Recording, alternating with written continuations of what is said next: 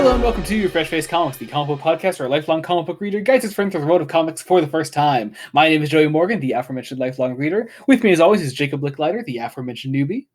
We're going to destroy Spider-Man with our vintage Tommy guns. Joining us today to talk about the third volume of Stan Lee and Steve Ditko's Spider-Man is Jubilee of the Enterprise system. I'm going to destroy your vintage Tommy guns with my Spider-Man. That was the worst. I hated all that. All right, welcome to Fresh Face Comics, friends. We're back with Spider-Man by Stan Lee and Steve Ditko. For some reason, okay, so I understand. Because we needed to do more Marvel, and I'd like to get to some good Spider-Man. Well, really good Spider-Man eventually, which I think you will soon. It'll happen. We're getting close. I can see the end of the run. It is, however, my understanding that we all kind of struggled with this third volume here. So, that's an understatement. Yeah, and I've read it twice now, so I feel so fucking bad for you. I have too.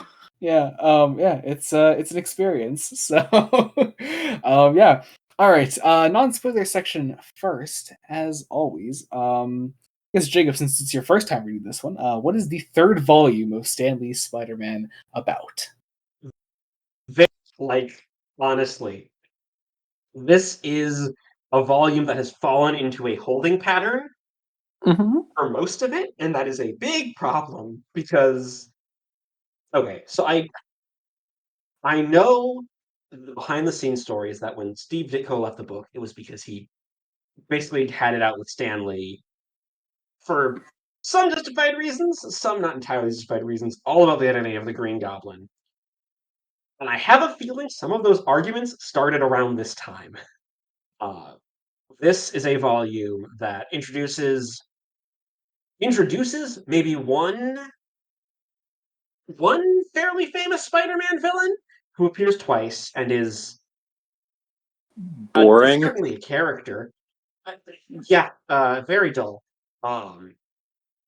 There are a few other minor villain appearances as well, mostly other characters' villains. And also some a few small reappearances of past Spider-Man villains that we've read in the first two volumes. This is a volume that oscillates from incredibly boring to actually really interesting, sometimes in the same issue.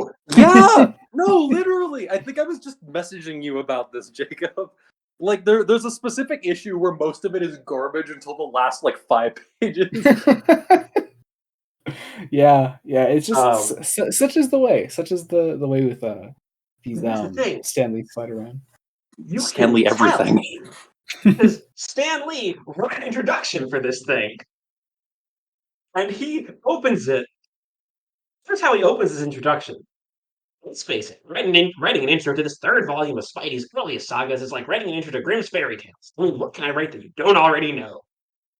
I fucking love that. I had forgotten that because I'm not reading from the Masterwork this time. I'm reading from the I've become an Epic Collection whore since our last good. Spider-Man Those are better. So yeah, Epic Collections are pretty fucking great and actually mostly affordable to get physically. So they're really nice. Yeah.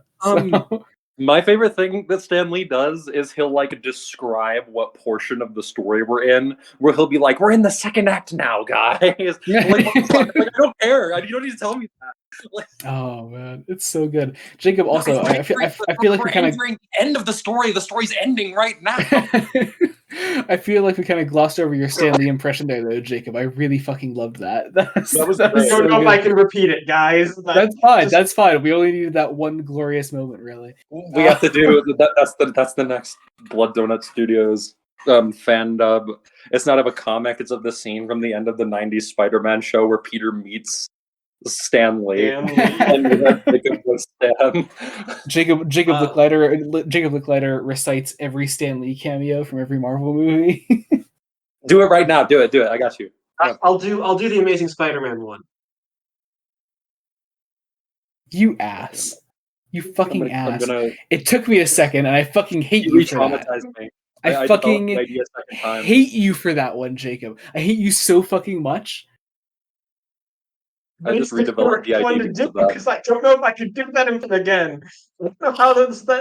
See, when you said Amazing Spider-Man, I thought we were gonna do the second movie for a second, where he's like, "Hey, I think I know that guy." You forget. I don't remember much about that second movie. You ass! It's legitimately a great film. I have seen it That once. joke traumatized me so bad that I've redeveloped DID. Everything's different. Yeah. Anyway, let's get into some Twitter questions. Fair few. Yeah, we do have a fair few. Let's start actually on I Discord. think this episode's going to piss some people off.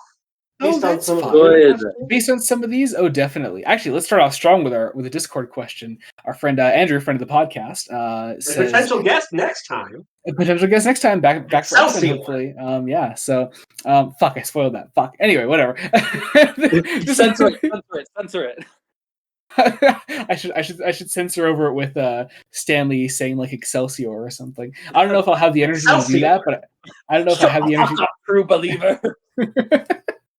Andrew says, "This is where I feel the Stanley era starts to hit its stride. Do you feel this is an improvement over the first two volumes?" Jacob, I'd like to actually pull up our DMs from last night.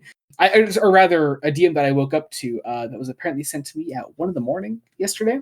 I am done with Spider-Man, probably the weakest volume of the three, are your exact words. Yeah, and I stand by that. You're right. By that. I mean, you're definitely right.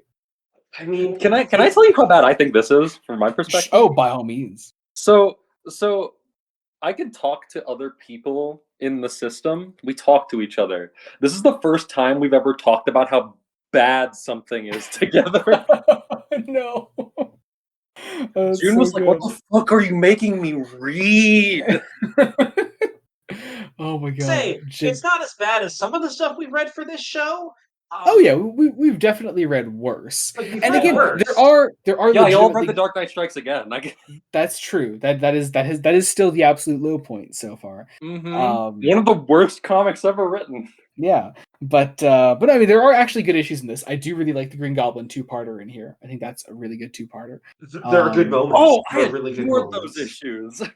You what? I adored those issues. Those are really good. I really enjoyed those. They really stand out. Yeah. I actually think 29 is fairly okay. You know, Scorpion one. Okay. No. It's okay. No, it's not. It's bad. It's most of this is bad. Anyway, next up from Discord, our friend Mason, who once again has escaped the clutches of Twitter, says, number 1, Spider-Man, does this one lean more Chad or incel? I forgot that was the first question. Fucking hell. And you're right, incel. Yeah, that is the... This is the volume where Steve Ditko gets a co-plotting credit. And Steve Ditko is Steve Ditko. He's more of an incel here, I'd argue, than in the other issues before this. Probably, yeah. Especially with some of the shit that happens between him and Betty. Oh my god. Oh my god, Peter. Mason's second question reads, most underrated Spider-Man adaptation. I mean, I'm a big Garfield movie defender. Those are pretty underrated in my opinion. Based. Do I say Turn Off the Dark to be dumb? I'll kill you. But you don't actually like that, Jacob. You don't actually like it. I'll kill you instead.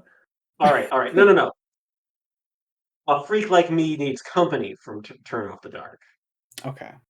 Because that's an actual banger. I still hate you. But the most underrated one for me is the new animated series from like 2003. Okay. I guess Garfield is my big hot take there. You know, I will also consider it an adaptation, though it's technically supposed to be the Raimi stuff. I love the Spider-Man 3 video game. I think that does wonders with the material that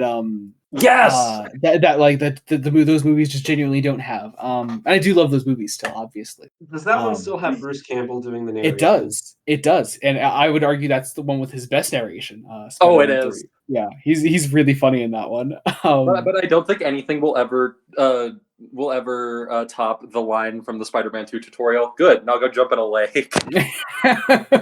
That was great. But I think Spider-Man 3 also has some genuinely great missions that do a great job of exploring their characters. I love the lizard missions in particular; those are fantastic. The gang war stuff is pretty good. Yeah. Oh yeah. Genuinely great stuff. That's just a really solid game, and the fact that it came out of Spider-Man 3 makes it all the more fascinating. No, you know what? A really good Spider-Man adaptation. actually underrated when compared to TNAS because the new animated series has gotten like a resurgence lately. Spider-Man: Edge of Time is a god tier video game. That is a god tier video game. I do not know that one actually. It's a sequel to the game Shattered Dimensions in a way. Okay, so I know that one. Okay. Yeah, so it's they got Josh Keaton who plays Peter in Spectacular to voice Peter, and then they got Christopher Daniel Barnes to voice Miguel, and it's a Peter in 2099 story. And it's written by Peter David. I think the most underrated Spider-Man adaptation is the Spider-Man video games, the PlayStation ones. I think they're pretty underrated. And, I'm going to cry. I'm going to cry. I'm going to shit. Stop. Mason's third question reads: how does the Green Goblin get funding for his Halloween machine? We don't know that yet. It hasn't been revealed. We don't. I know. I think we all know, but the argument. As people from the 1960s, we aren't aware yet. Yeah. We literally time traveled here. Mason's fourth question reads: why doesn't Spider-Man call the Avengers to help him? Is he stupid?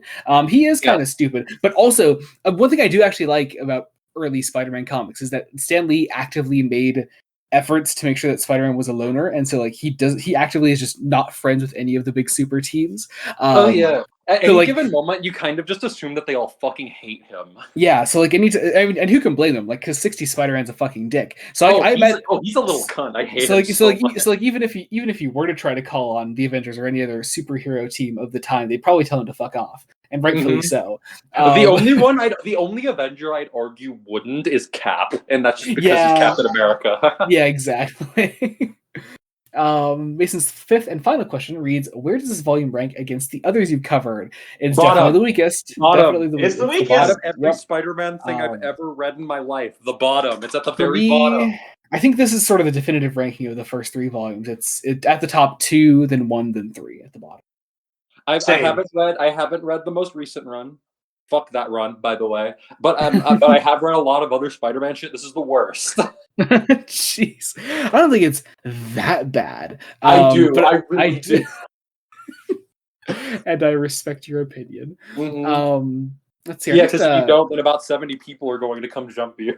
That's true, and that is something I can't risk. Our next question comes from Rules Panda at Joey Can Read This, the best Twitter user of all time. Says organic web shooter or mechanical? Mechanical, all the way. Mechanical, easy. I genuinely think one of the worst things that the Raimi movies ever did was give him fucking organic shooters that literally live inside of him, because like.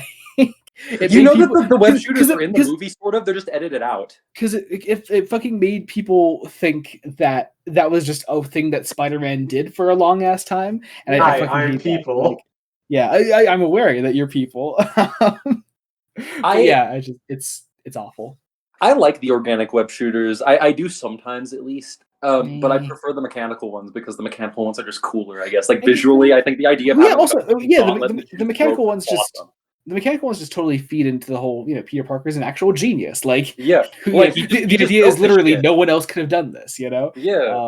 Also, cool. There's just something satisfying about seeing him take out like one of those like cartridges and just place it in like an empty portion. It's like, damn, it's like those like it's like autism sensory videos. That's what it is for me. Like anytime he does it in a show, oh my god. Suddenly my brain just shuts down. I forget everything that's ever happening ever.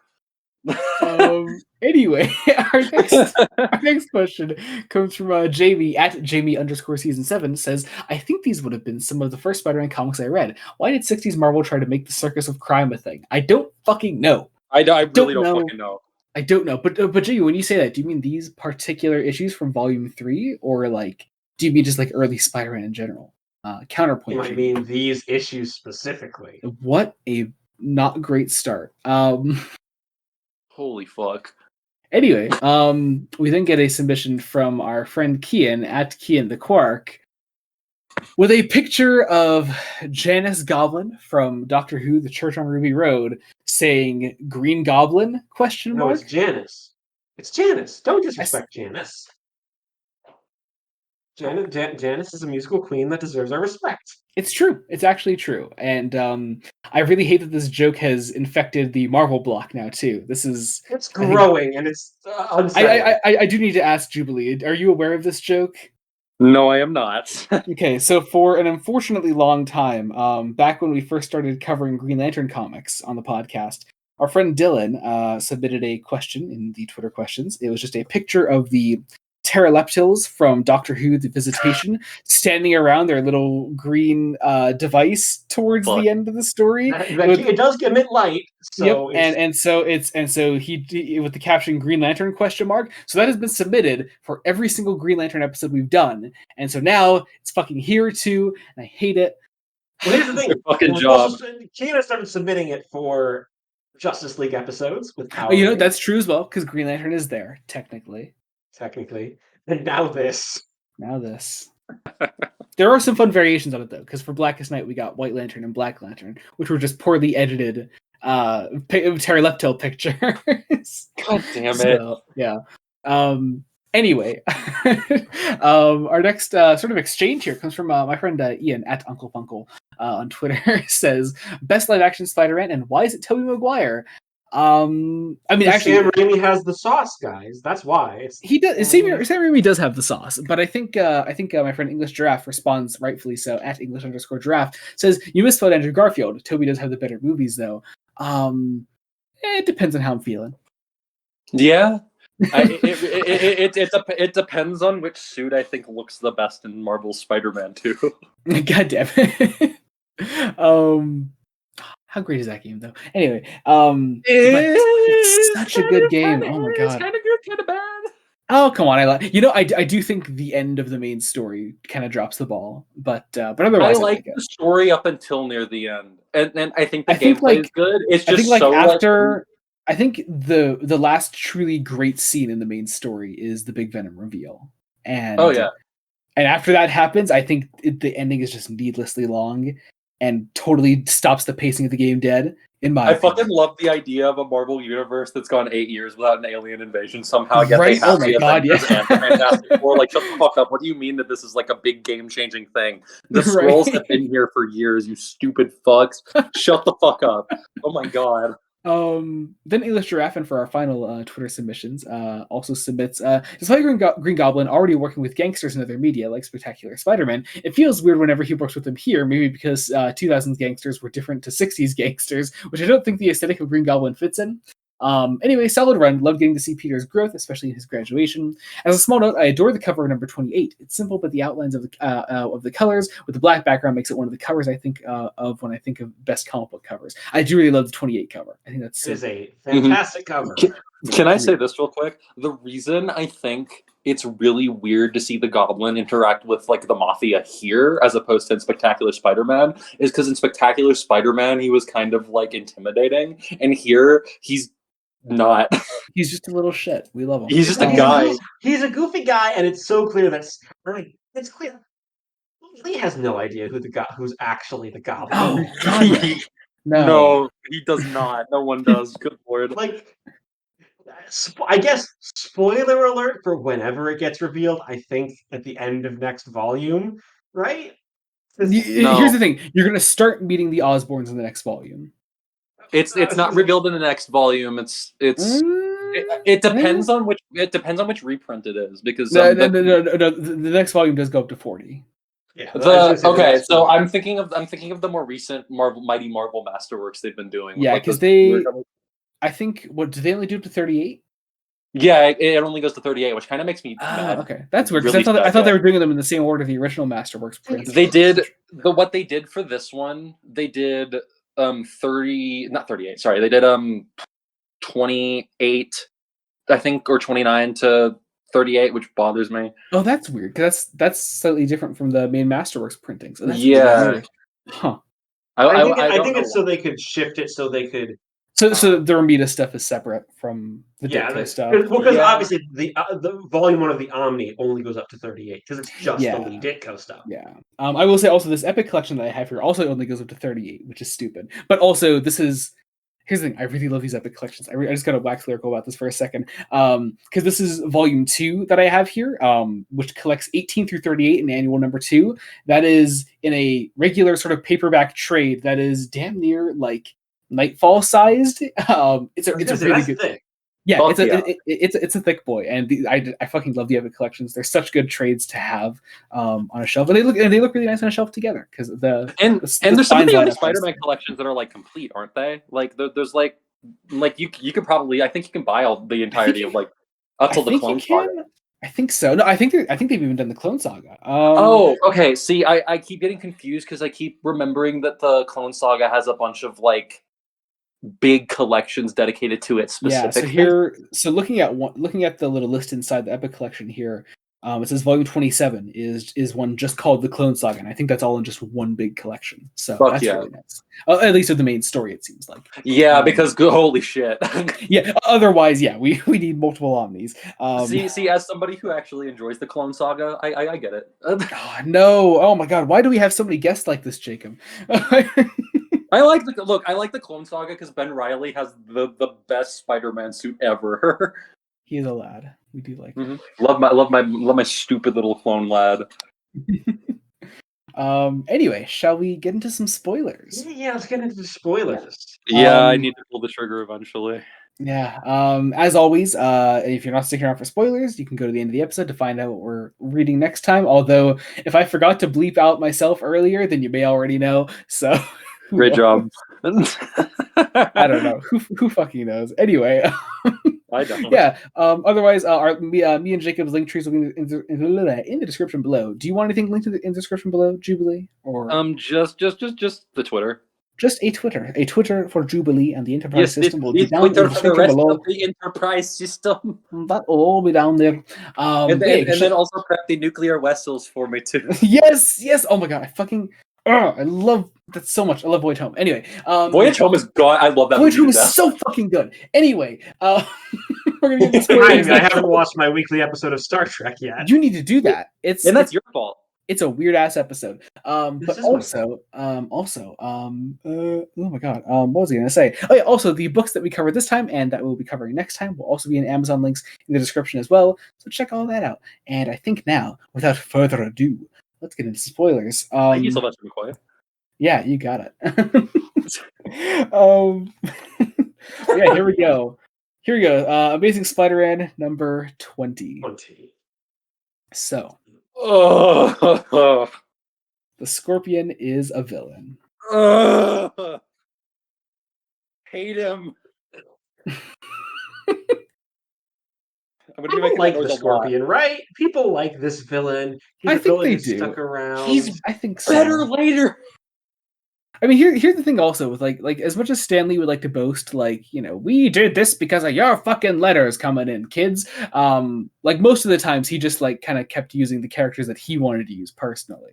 So maybe the fact that Scorpion stuck around is just a Stan Lee thing. It's very possible. I like Scorpion. I just talk about the bitch fight on the title page between Lee and Ditko. Oh, it's so funny. My Stan's name is always on the credits, and so Lee agreed to put Stevie's name first this time. About that. But we still have a feeling that sneaky Stan put something over on us. Anyway, now it's time for thrills, chills, and spills. So though Ditko's credit does come first, Stan Lee's name is in big red letters, whereas the other credits are not. And once again, poor Rosen only gets. It's always so fucking funny. Okay, so I gotta say, so I did mention that I become an Epic Collection whore. In the time between our last Marvel block and this one, I've read a lot more Lee in the meantime.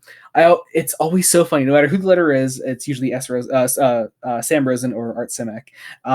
It's always just like Stan Lee, Steve Ditko, Jack Kirby, whatever, and then they just start fucking kicking whoever the letterer is, just beating the piss out of him for no reason. Like just for no fucking reason. Really, I mean, having to letter Stan Lee dialogue. These are the real heroes. At least you're earning your money, right? These are the real heroes here. Yeah, mind you, these are letterers who are working on multiple books written by Stan Lee. Oh my god. Yeah. Yep. Oh, I love bad. reading a novel every time I want to pick up a Spider-Man book. Thanks, Dan. Yep, just a single issue. Yeah, I will say also get into this. reading as much Stanley as I have recently, I think I've become much more adept at it. I think I've become better at just sort of like just kind of getting into the flow of it no matter what. But even then I still fucking struggle with this one because I gotta say, and you made a great point of this, Jacob, when we were talking last, that some of the issues with reading Spider-Man in particular might be Steve Ditko and his boring ass layouts. Yeah. I was going to bring up, so, we have our title page, and you know what? I'll say it. Dynamic, great. Title page, dynamic, great. I don't love the Scorpion's design. He looks like he's a green condom. That's besides the point. I mean, yeah. He looks like he's wearing like that one dude from Blue's Clues' shirt all over his entire body. No, you're right, but no. Oh my god. But okay, so you're right. So then we can actually get into the fucking story, and then it's just fucking 9 tiny panels on every fucking page, and it's just it's monotonous. It's fucking boring. It eventually becomes 6. It struggles, and I was talking to Joey about this. And I will say, I own more of these Omnis because Spider-Man's a great character. I'm excited to read more Spider-Man. Yeah. How many do you have at this point? 4. I wanted to get at least up to the death of Gwen Stacy. Oh, so you have passed the death of Gwen Stacy. Damn, dude. Yeah, 4 is the one where she kicks the bucket. I had like all of the Masterworks up to a point, and then I moved and lost an account that I had. Now I don't have them anymore. Oh no! I've had to be rebuying them lately. Oh, that sucks. Yeah, I'm just waiting for like that one Spider-Man freshman year show to come out so I can get it all on sale again. There we go. Sorry, what were you saying, Jacob? I flipped through some of Romita's art. And Romita can actually do layouts. Yes. Yeah. Yes. It's ridiculous. Also, like even like I mean Romita is obviously one of them, but like Ditko's contemporaries at the time Kirby. of publishing this, like Kirby, Don Heck, I love, Gene Colan, they're all really great artists and like actually have like genuine flair for their layouts, and make Lee's endless droning on actually fun to read. This is something I'll even bring up, right? So when the Hulk, when his stuff was canceled, he moved to Tales to Astonish for a while. Mm-hmm. There were like periods where Ditko did the art, and it was noticeably like less imposing to see the Hulk in a panel than it was when Kirby was drawing. And it's just like, dude, how are you this bad at what you do? Yeah, it's anyway, actual story. So Spider-Man is still being followed. Peter's being followed, and so he makes a fucking web bat to scare off the guys so he can get back home. So he gets home. He kind of like stays in his room all night, just watching out his window to make sure he's not still being followed. Then like the next morning, he goes out.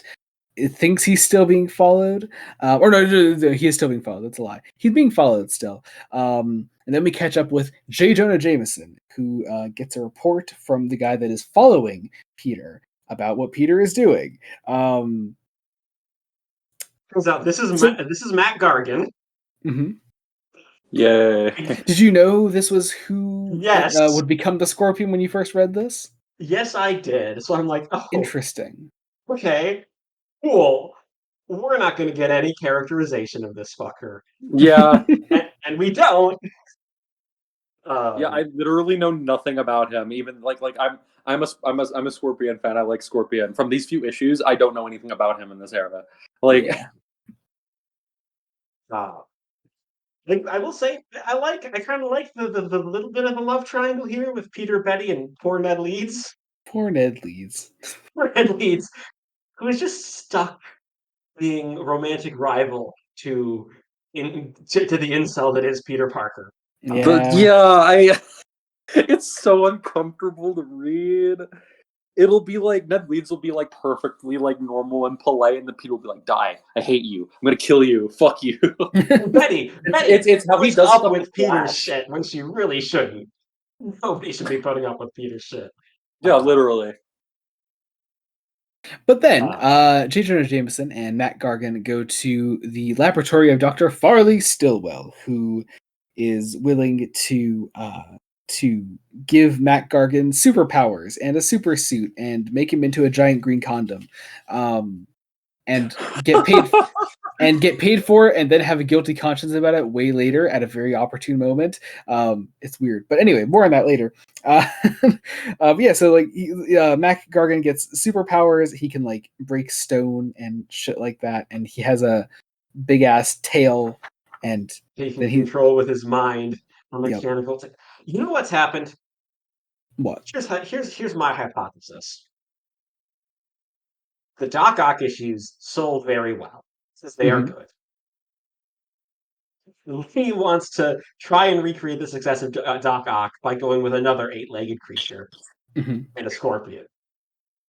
And then only gives him one extra limb. which is meant to be the tail anyway, so it's not even another leg. Behold, Spider-Man, I have been outfitted with new technology and powers. Behold, the cock of Scorpion. It's like, also, once again, from our last time the last Spider-Man block that we called this out, every Spider-Man villain is green, at least in the 60s. Everyone. The color for Spider-Man villains is green. Yeah. I mean, it clashes well, I guess, with the red and blue is the idea, obviously, but it's just... Which makes it all the more weird why the Hulk, the one time he met the Hulk, it was actually god-awful. Yeah, well, see, we're just talking about an aesthetic clash. So, but anyway, so Peter then goes to talk to Betty, who's seeing Ned off at the airport. Ned is going to... Where's he going to? Europe, right? Is that He's going for at least 6 months. Then Spider-Man, as always, then goes to just fucking taunt J. Jonah Jameson like a fucking dick. Then as he's leaving, he's attacked by the Scorpion. Also, let's talk about, actually, this is important, that like Jameson is like literally a villain at this point in the story. Yeah, no, he's a fucking super villain. Spider-Man dead. Yeah, like... And let me rant about this. What the fuck do you think you're accomplishing, Jonah? Do you think you're going to just kill a dude, like just a random guy who's doing nothing wrong, and then the police are just well, it's the police. Yeah, of course they'll think nothing was wrong with that. But the comic book police, are going to come up to you, you stupid Hitler stash looking motherfucker, and are going to look at this dead body and be like, J. Jonah Jameson did that.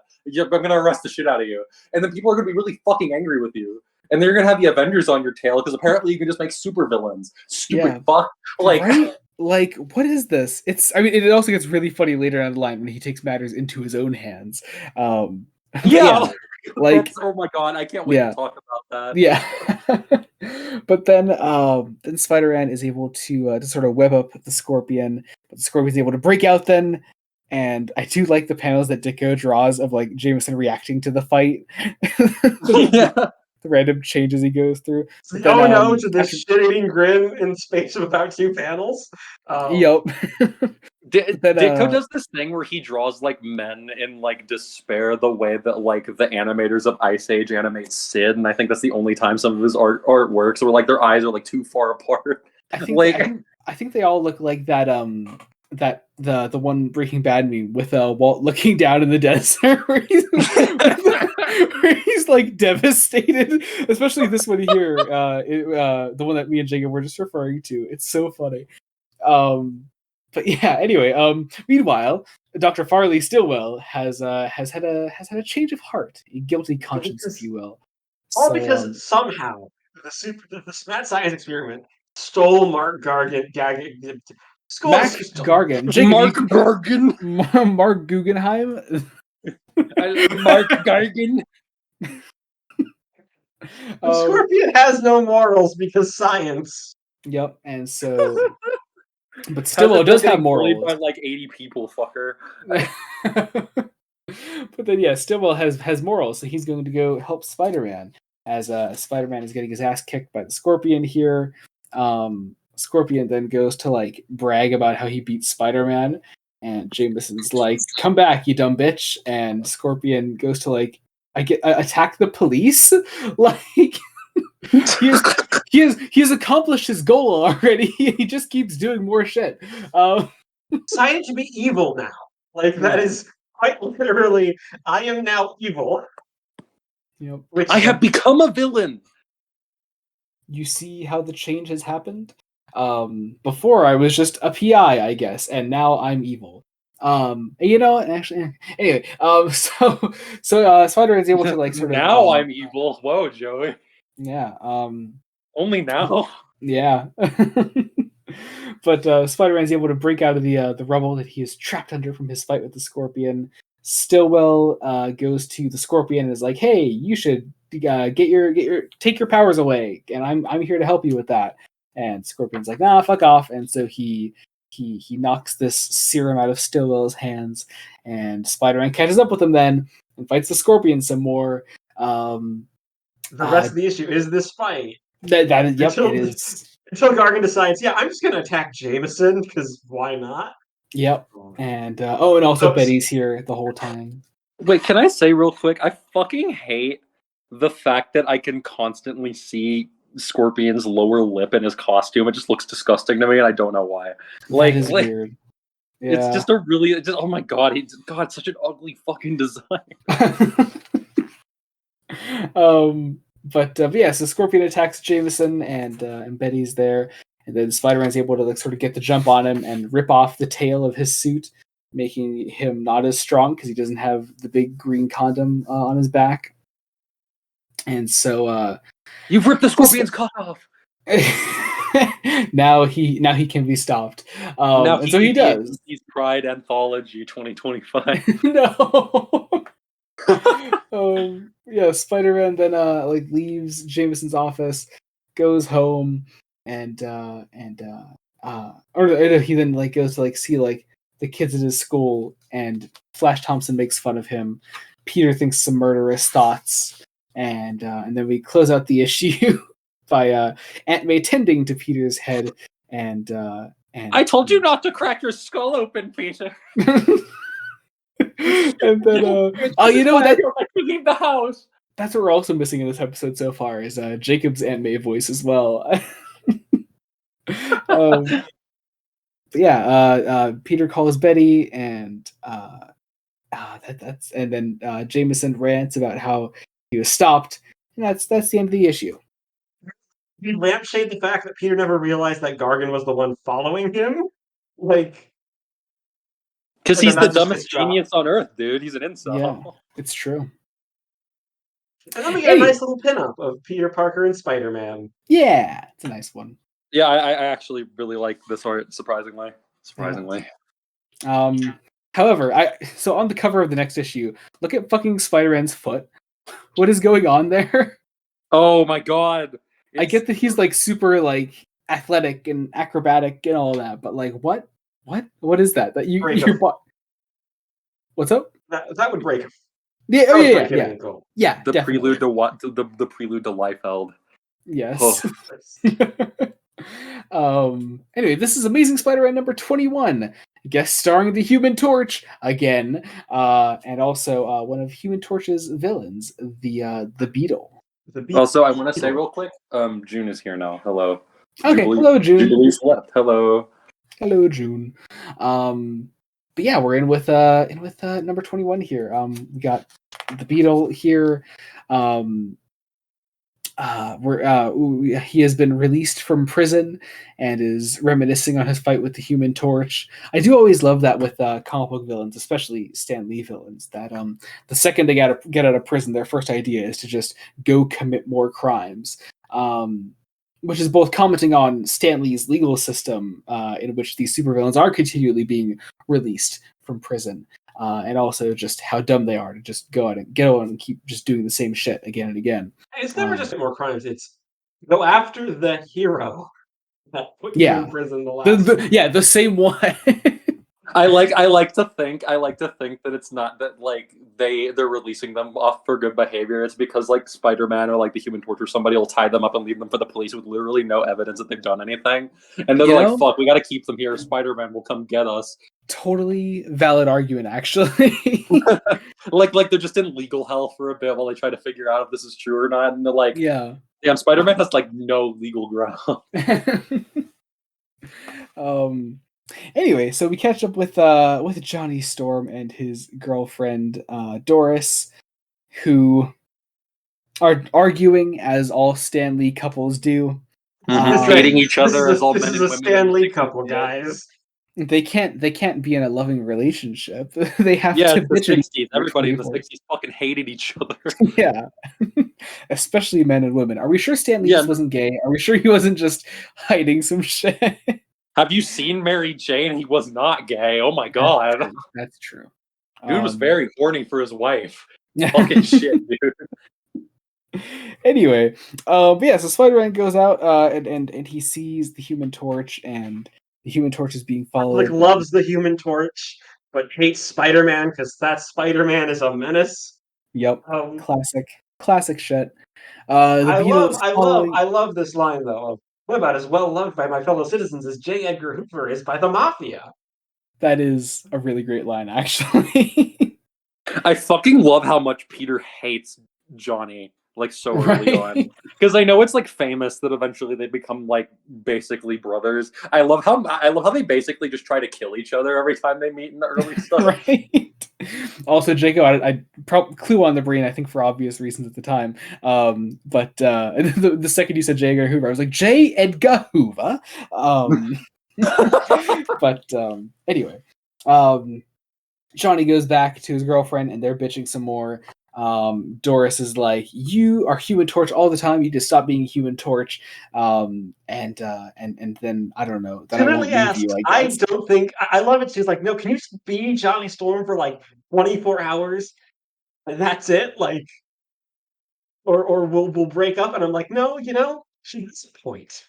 She does have a point, and also her solution makes no sense. If he stays as Johnny for 24 hours, that'll fix future problems in their relationship? Yeah.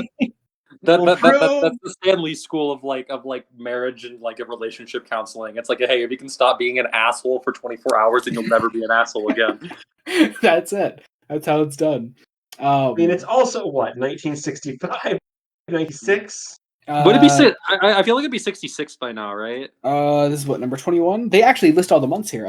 65, February 65. Yeah, because it would only be 2 years from yeah. Anyway, yeah. So Johnny agrees, and meanwhile, Spider-Man is stopping some robbers, and then as they Then he finds that Doris, walking through the street, has dropped her things, and Peter goes to help her and give her back her things, and so she thanks him. She thanks him, and then invites Peter back to her house for milk. It's also the one time Peter Parker isn't a total incel. It's just sorry, it's a glass of Coke. Sorry, I apologize. I haven't seen the art from this specific issue in weeks. Why is it that Ditko always draws Peter with a Frankenstein's monster ass hairline? Yo, because that was Steve Ditko's hairline. That's true. That is absolutely true. He lacks what kids nowadays like to call drip. And the fact that he dresses like the most obnoxious motherfucker from your high school all the time. Absolutely. Peter Parker is one of those guys who, in the modern day, would come to his high school or college wearing those collages of hentai face hoodies. That's what he would wear. Oh my god! I'm right. You're right. You're absolutely right. But then, as Peter's leaving, Johnny sees Peter leaving Doris's house, so he confronts her about it.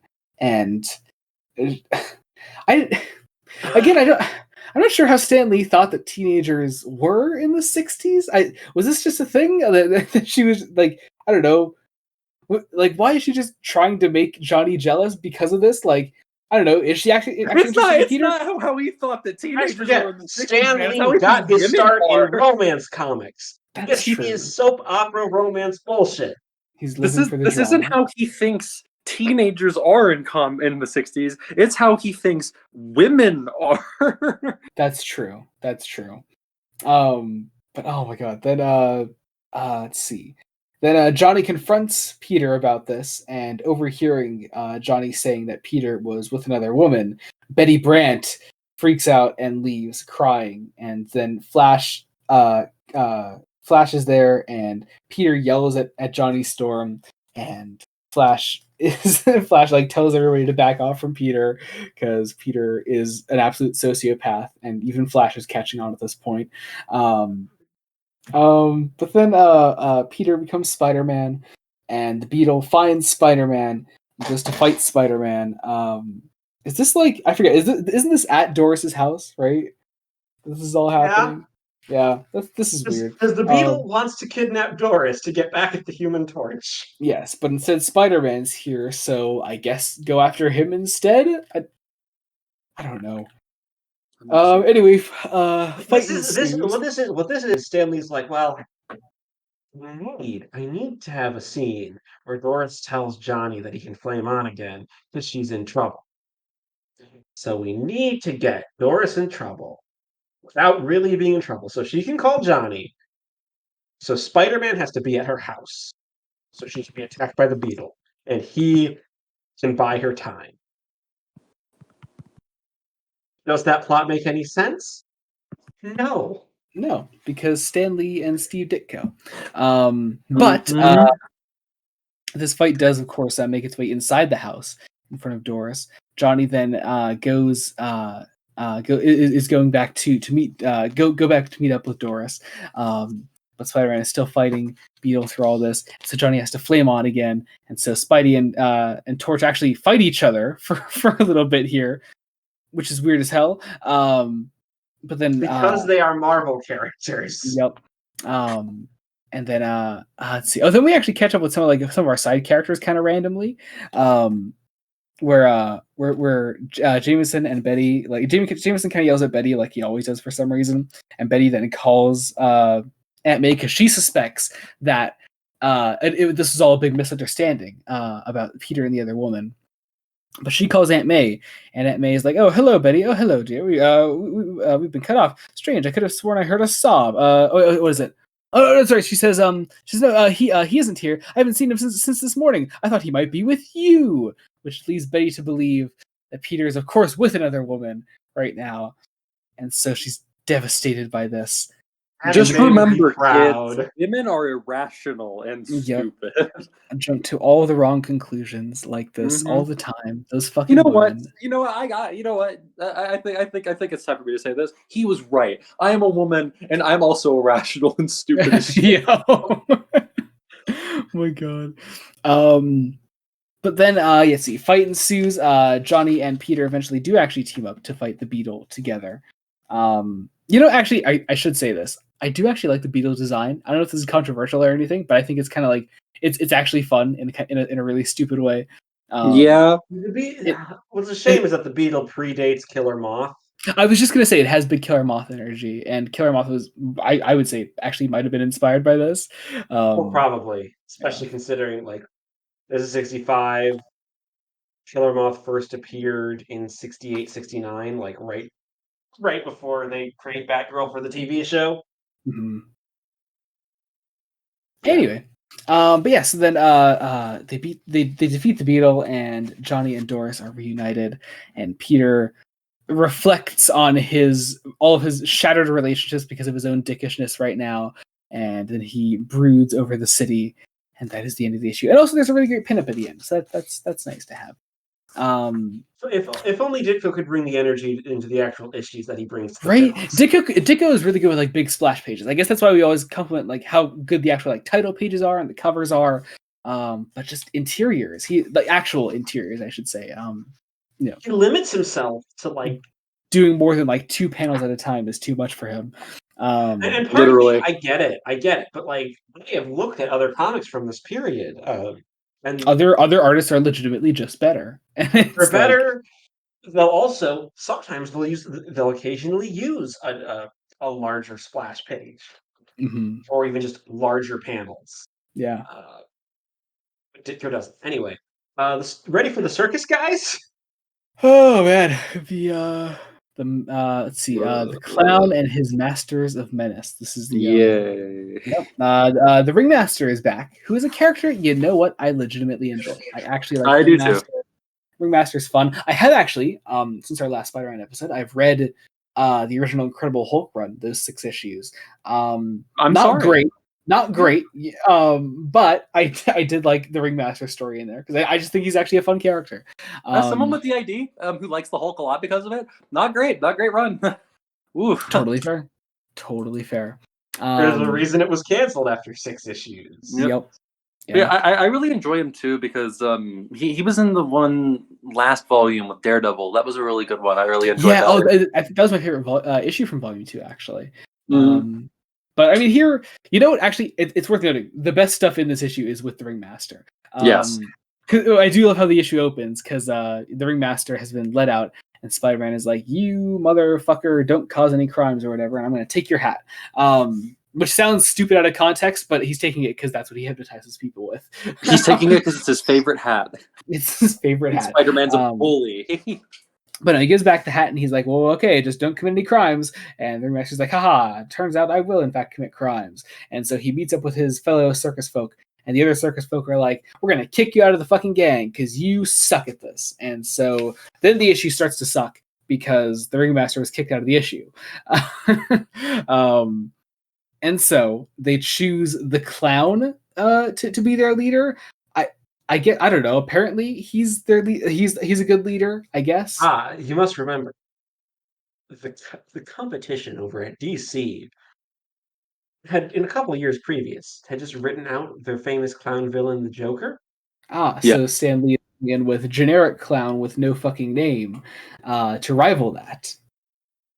Yes, my favorite villain, generic clown. Generic clown with a pink face. Why is his face? He's quite literally just called the Crafty Clown. The Crafty Clown. What an iconic villain.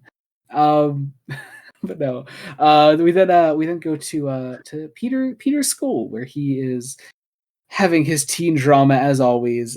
Liz Allen is hitting on him, and Betty happens to be around. You know the drill at this point. What else is new? Here's the thing. Here's the terrible thing. It's that we have to amp up the drama because Betty and Peter are going to an art exhibit. Jonah for oh my god! Or an art gallery, and look, Hitler's at this art gallery. Whoa! Sorry. The circus invades. I'm pretty sure this was a Batman plot in the 60s show. Oh god, I forget. I've seen the whole thing and I can't remember honestly. Like in the Silver Age Batman stuff. Oh, you know what? Actually, hang on. I'm trying to think now. I think that is a Joker episode now. Now that I think about it.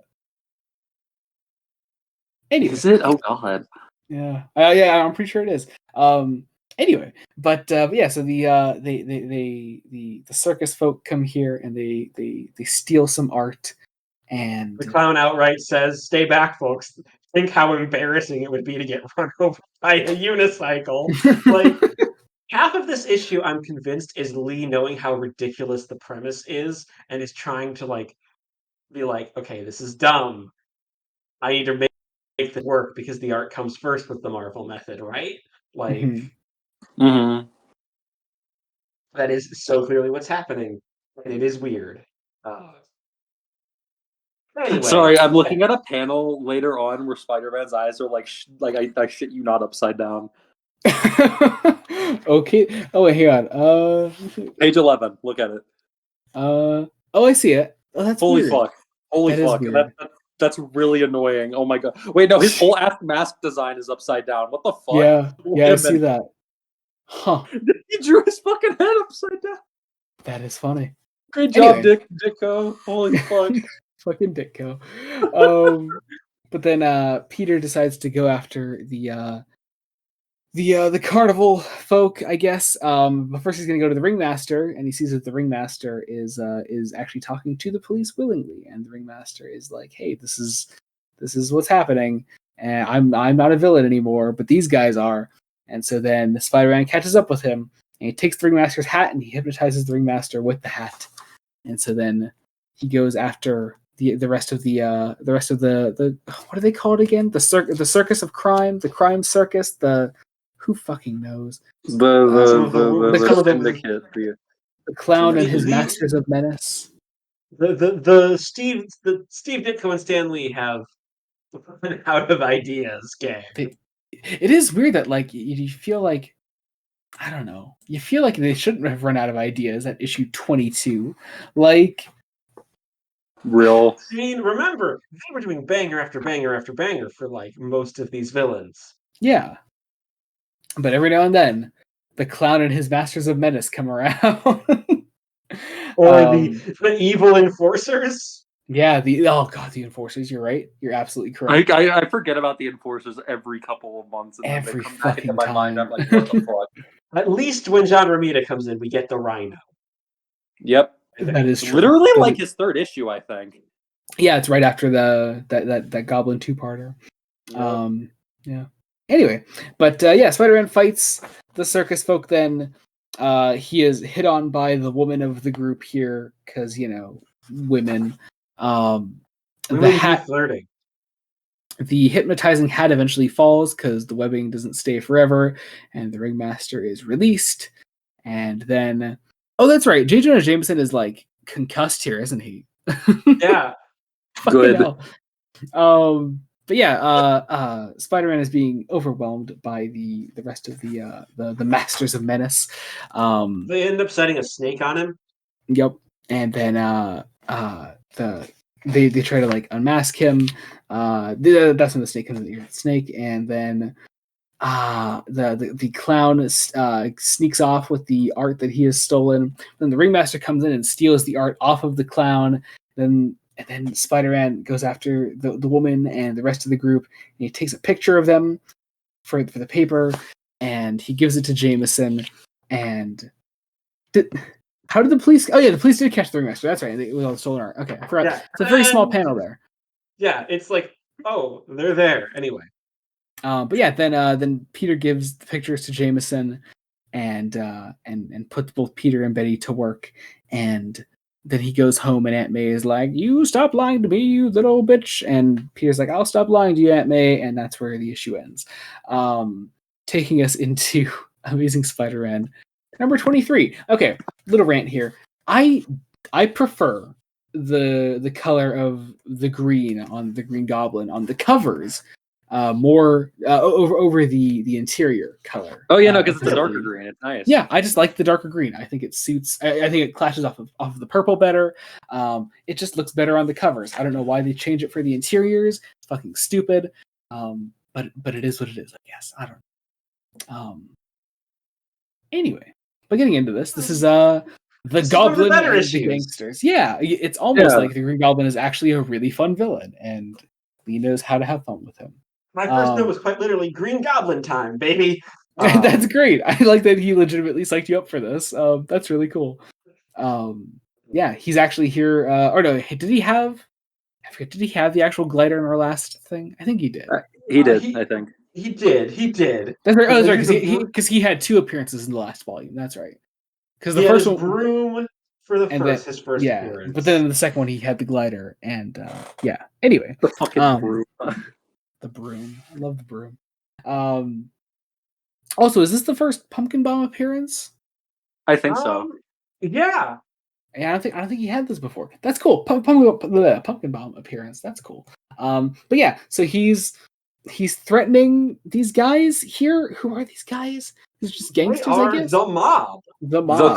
He's just threatening the mob. The mob. Remember, we are in New York. Yeah, this is New York City.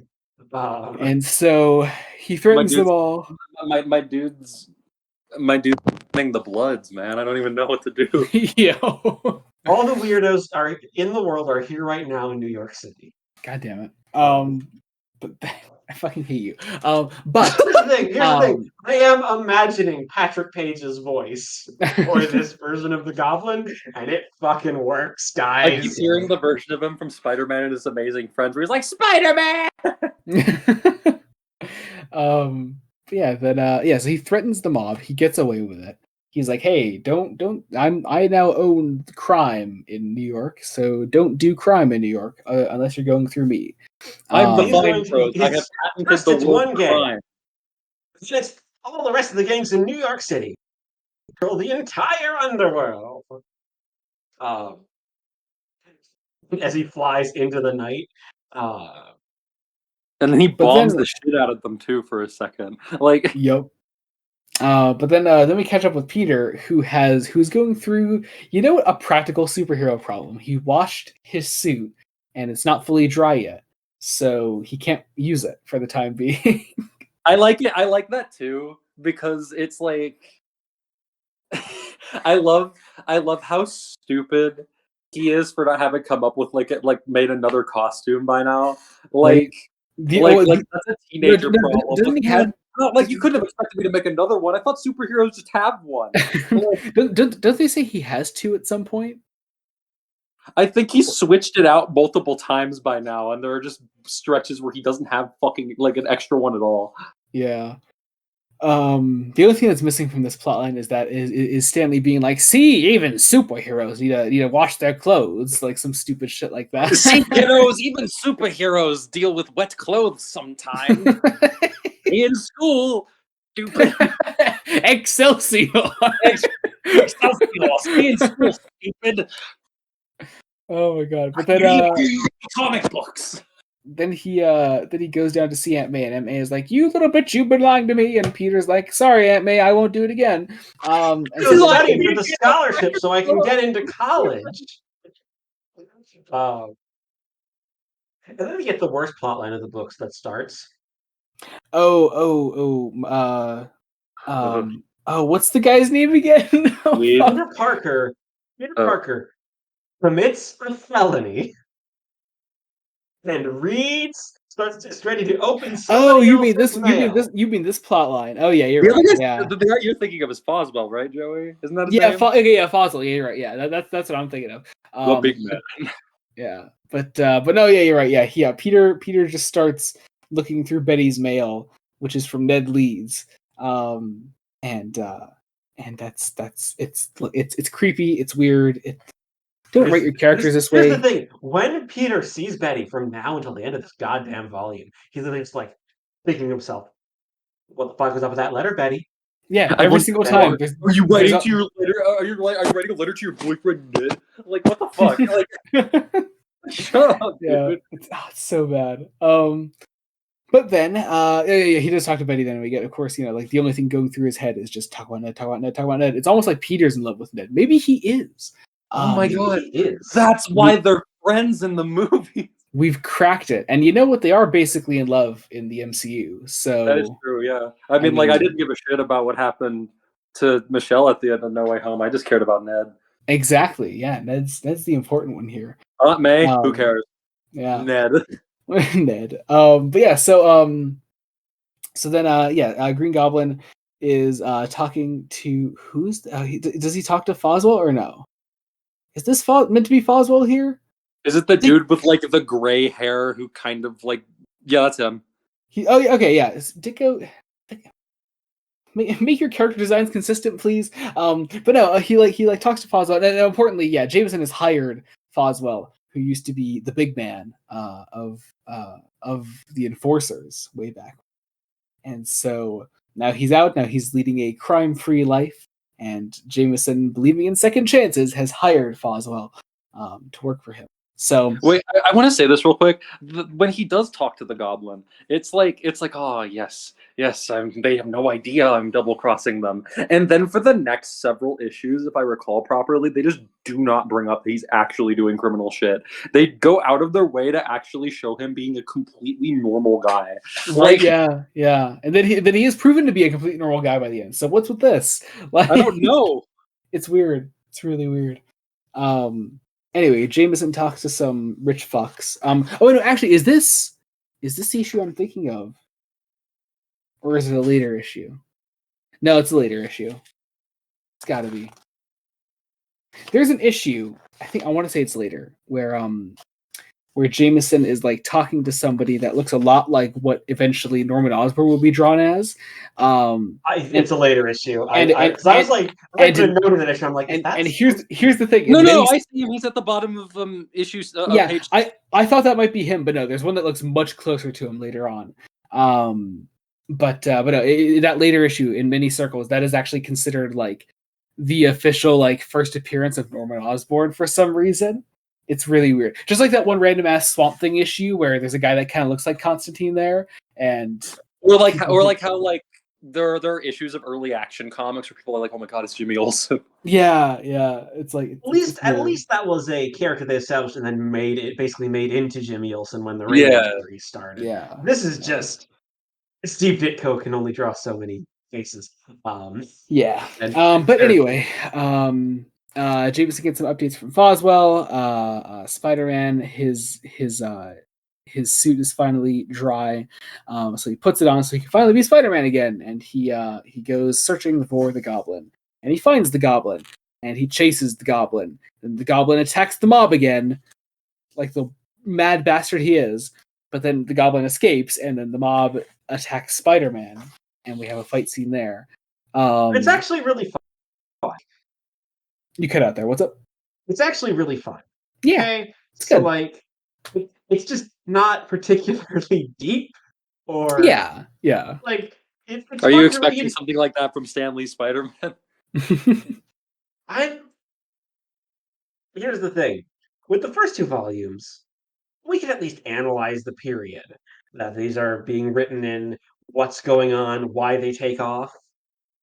A lot of this one is just, it gets pretty fun and enjoyable, and that's about it. At best, it's not... Despite all that, though, Volume 3 does feature, like, one of the most important steps in Peter's journey as a character, and that is getting him out of being a fucking high schooler. Like, oh my god, you like when I say you're like just barely on the edge of getting to like actually really solid Peter Parker character drama. You're like right there. It's right after the high school stuff. Here's the thing, I can feel it because, well, I mean, we'll probably go into this a little more depth when we get to 28 when the graduation happens. That actually feels like, okay, now I actually have a direction we can go with. Totally. So much of this early half of the volume feels like a holding pattern. Like, yeah, the issues follow the structure of new villain in town, Spidey fights, villain defeated. I mean, like Stan can boast all he wants, but like honestly, I'm sure the want to make him graduate a mere 2.5 years into the book's existence, it probably had a lot to do with the fact that, like, I think even Stan Lee kind of recognized that Peter was going nowhere as a character, being stuck in high school, like especially in this run of issues. Yeah. So, all right. So then Peter calls Aunt May to so he can let her know where he is, to prove that he's not being a lying little bitch again. I do also like I'm going to kill you with my bare hand. The circumstances are really funny because it's Peter has locked himself in this room as Spider-Man. He lifts up his mask a little bit so he can use the phone. Meanwhile, the mob is trying to break in the door behind him. It's really funny.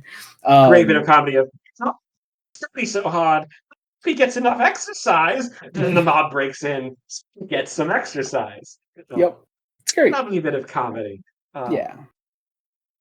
But yeah, so then Peter then continues going after the Green Gobbo. Said Gobbo fights Spider-Man, and that's most of the rest of the issue, until the Goblin does escape for a moment, and then uses the radio to find out what's up with his gang, because I guess the gangs are getting taken down. And so the Goblin's like backup gangs are sort of like incapacitated. So the Goblin has been defeated for now, even though he has escaped. And so then Peter goes back to the Bugle and sees Foswell talking to Jameson. Jameson asks, where are the fucking pictures that I want? And Peter's like, sorry, Jameson, I didn't get any. And Betty is like, hey, Peter, I don't know. What does she say? What do they talk about? I don't fucking know. Pictures. And then Peter once again is being a fucking psychopath and thinking that that she needs to talk about Ned to him. It's just fucking weird. It's anyway. I gotta say, this little panel at the end of page 18 that I really like of the Goblin for some reason, where he just kind of looks kind of scary. Yeah, it's cool. It's really cool.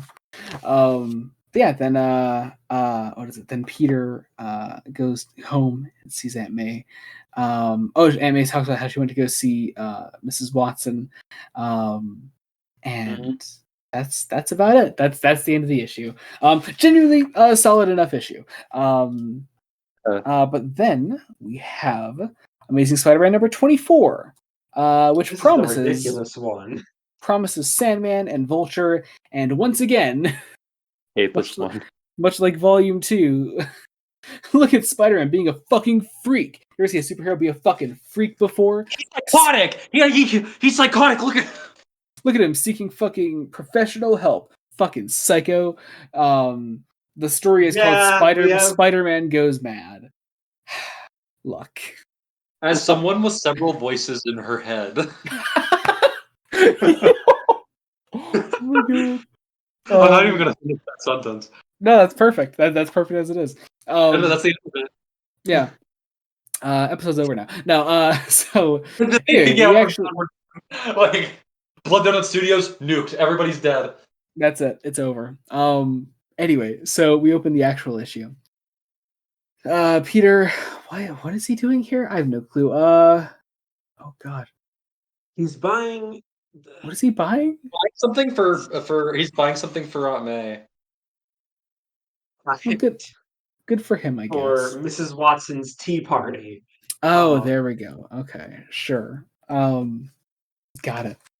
Then he goes out patrolling as Spoderman and trying to get some pictures so he can get some money to help Aunt May. But then do you all see that weird like little error in like the middle left panel of page 1 where like the on top of the fucking how the web isn't like actually going through anything. Yeah, that's weird. Yeah, that bothers the fuck out of me. That is weird. But then so Spider-Man like trying to like fight get some like shots of him fighting some crooks. Foswell is there, or not Foswell. It is Foswell, yeah. Foswell is there at the same time, and Foswell is like, and so Peter's like, oh shit, I can't take any pictures with this fucking narc here, and so he goes away. I was like, okay, I talked to you before though. We're making fun of it. It's a fairly good conceit for a plot line. But it is also really funny because Spider-Man's like, oh man, I would have had any incentive to fight these guys if I had known that Foswell was here. You guys heard that? The fucking arm of my chair like broke. I did not hear that. Oh my god. Fuck out of me. Jeez, are you good? You know, I'm fine. It does that sometimes. It's just kind of stuck in place right now. Jeez. Anyway, but then we go back to the Bugle. Peter is hiding from Jameson because Jameson is still pissed at him, and then Peter looks through more Betty's mail and fucking he finds that she's writing back to Ned, and anyway. It starts off as a genuinely kind of cute Peter Betty scene. Yeah. And then the mail shows up and it gets just incelly. Like keep writing these two as this cute couple. Like no. Anyway, so then we catch up with Foswell, who is still giving info to Jameson.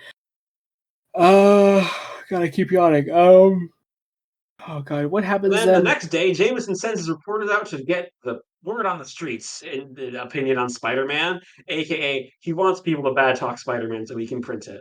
Yep. And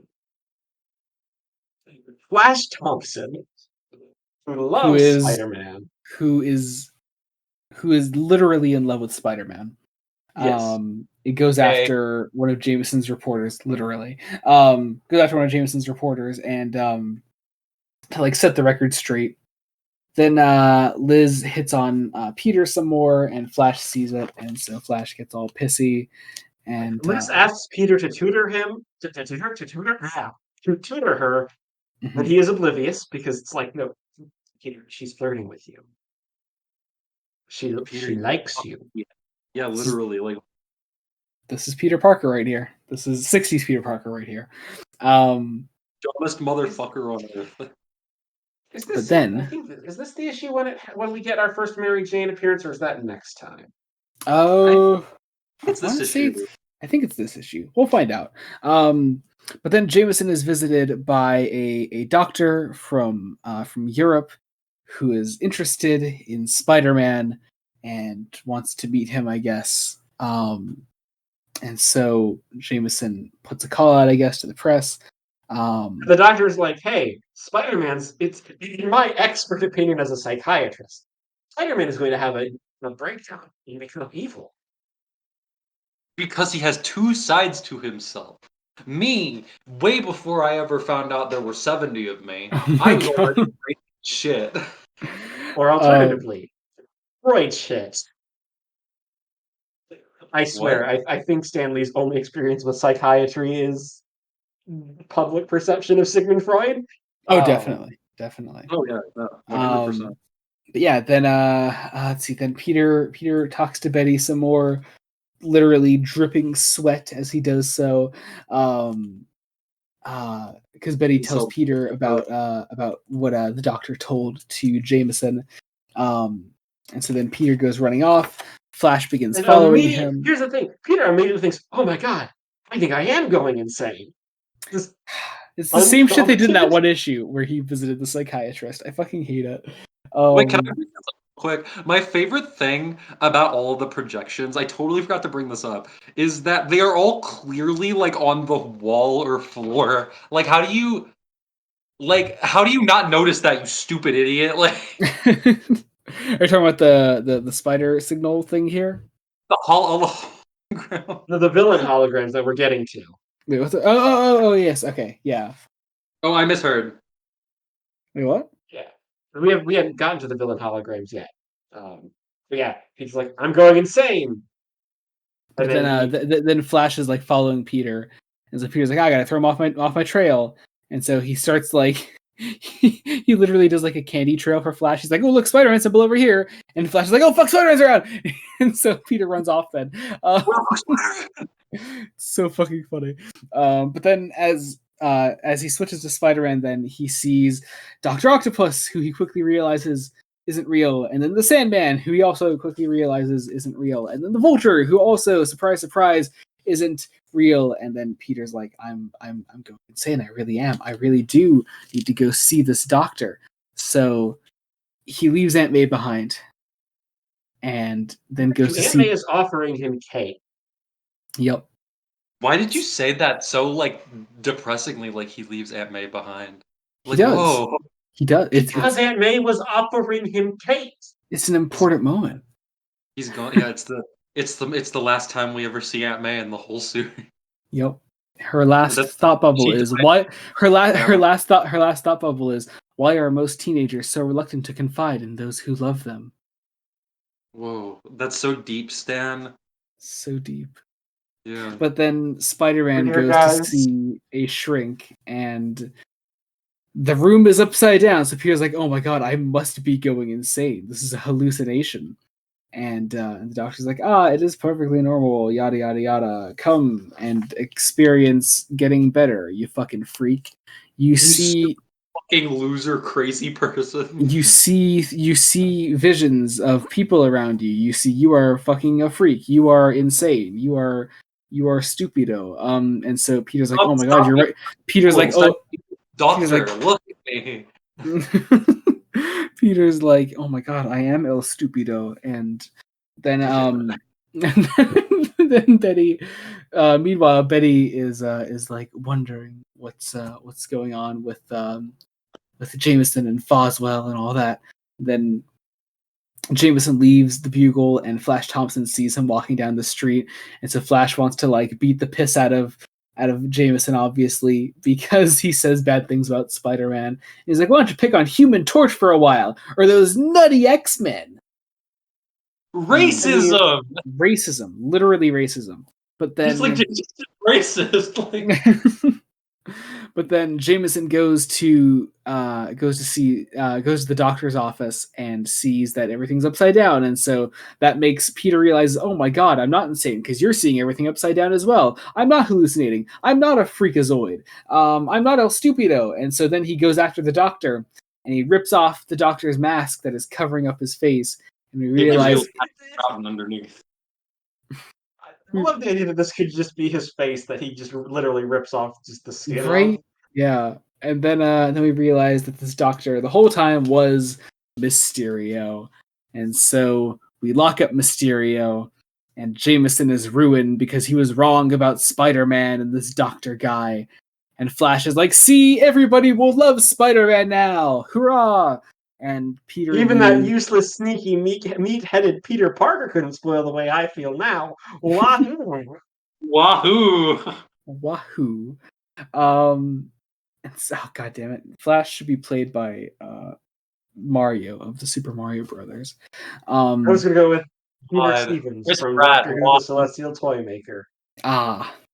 Chris Pratt over here voicing Flash Thompson. Good Mushroom. God! Could you imagine? Anyway, but then Peter goes home. Aunt May is oh god, what is she saying now? Who fucking knows? You look perfectly fine. Die out there! You're not allowed to leave anymore. and so that's right, because Liz came home with Peter, and then Aunt May embarrassed Peter in front of Liz, and so. Well, I mean, we all know that Aunt May secretly wants Peter to bang Mary Jane. Yeah, she's really looking out for him like that. I mean, because Aunt May is the only character who's actually met Mary Jane Watson at this point. Yeah. And I'm going to assume, it's maybe a dangerous assumption, that May has been charmed by her. Fucking arm of my chair snapping. Are you saying that that Aunt May is in love with Mary Jane? No. I think that's what you're implying, Jacob. But I'm not saying that. Anyway. On to Amazing Spider-Man number 25. Good God, we're only not even halfway through this. This is Captured by J. Jonah Jameson. Let's go! What a fucking cover.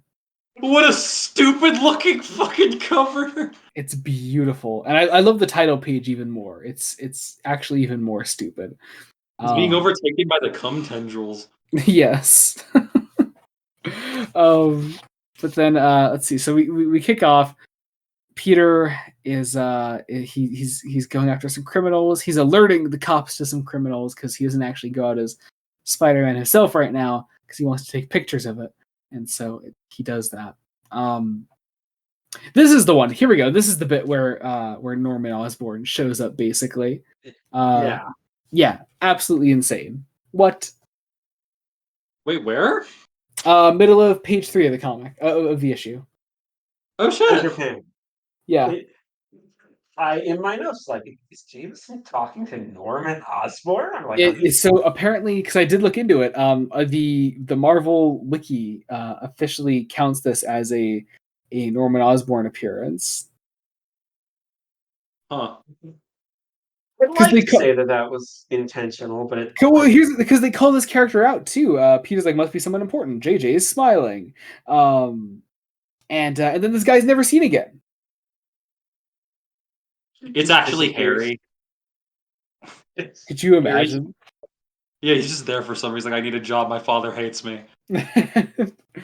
Yeah, so it's weird. Anyway, so Peter gives Jameson some pictures of some criminals doing some criminal shit. Betty gets pissed at Peter because that's right. Because Peter's like sucking up to Jameson, and so Betty thinks that like Peter is becoming too much like Jameson, and that's, I mean, okay. But then we go to see. Literally, where did she even get that idea from? Yeah, it's fucking weird. All Peter says is he's like, hey, why the cold shoulder look? And like it's weird. It's really weird. Ever, including me, is irrational and stupid. This is the actual line that tips her off that he's sounding too much like Jameson. He says, "Think how bad they made Spider-Man look. He was beaten to some crooks by one lone officer." That's it. Also, why the fuck does she even care? Like, why does she care? I was gonna say, doesn't Betty still not like Spider-Man? Like, what? Like, yeah, like her brother died, and she was like, I don't want to fucking see you anymore. Like, they never really resolved that, obviously. Yeah. Why take time to like actually develop the arcs of a woman? Now, here's the thing. I would also be fine if Betty got like this after like the next page where Peter becomes a dick and starts egging on Jameson, because we get introduced to the actual plot of this guy called Smythe. No first name. I'm pretty sure it's Alistair. Dr. Evelyn Smythe, yeah. I think this Smythe's name is Spencer Smythe. Oh, well, they literally just call him Smythe. I know that there's a Dr. Alistair Smythe who is a Spider-Man villain, right? Right. I think Like he's related. I think he's related to this guy. I mean, mad science does run in families. I should know. Fair enough. But yeah, so However, he's this inventor, and he has made this robot thing that can attack people. And so Jameson and Peter are like, let's specifically, fucking test it out. specifically, it'll attack spiders and your man because Spider-Man is clearly part spider. And And so the Peter's robot like, starts attacking Peter, and he's like, "Whoa, something must be wrong with it." And they're like, "Oh, you're right. Something must be wrong with the robot." So they we'll they say deactivated him. Peter at this point totally deserves to be like attacked by this robot after he's been acting this goddamn issue or this Mhm. entire volume to Betty. Like Yeah. he deserves it. Uh, but yeah, it's also a remote controlled robot. Uh, uh, so we have more of Betty hating Peter. Yep. Justified. Um, we Also have not. some more Peter and Flash being absolute assholes. We have Peter watching over Jameson and Smythe sort of working on this robot together to the point where Jameson is able to control the robot himself. So Jameson himself can seek out Spider-Man and destroy him. That's And his the plot. face is on a screen on the robot. It's beautiful. Oh my god, it's so fucking stupid. I kind of wish we had Jack Kirby on this issue because Jack Kirby would kill the design of this robot.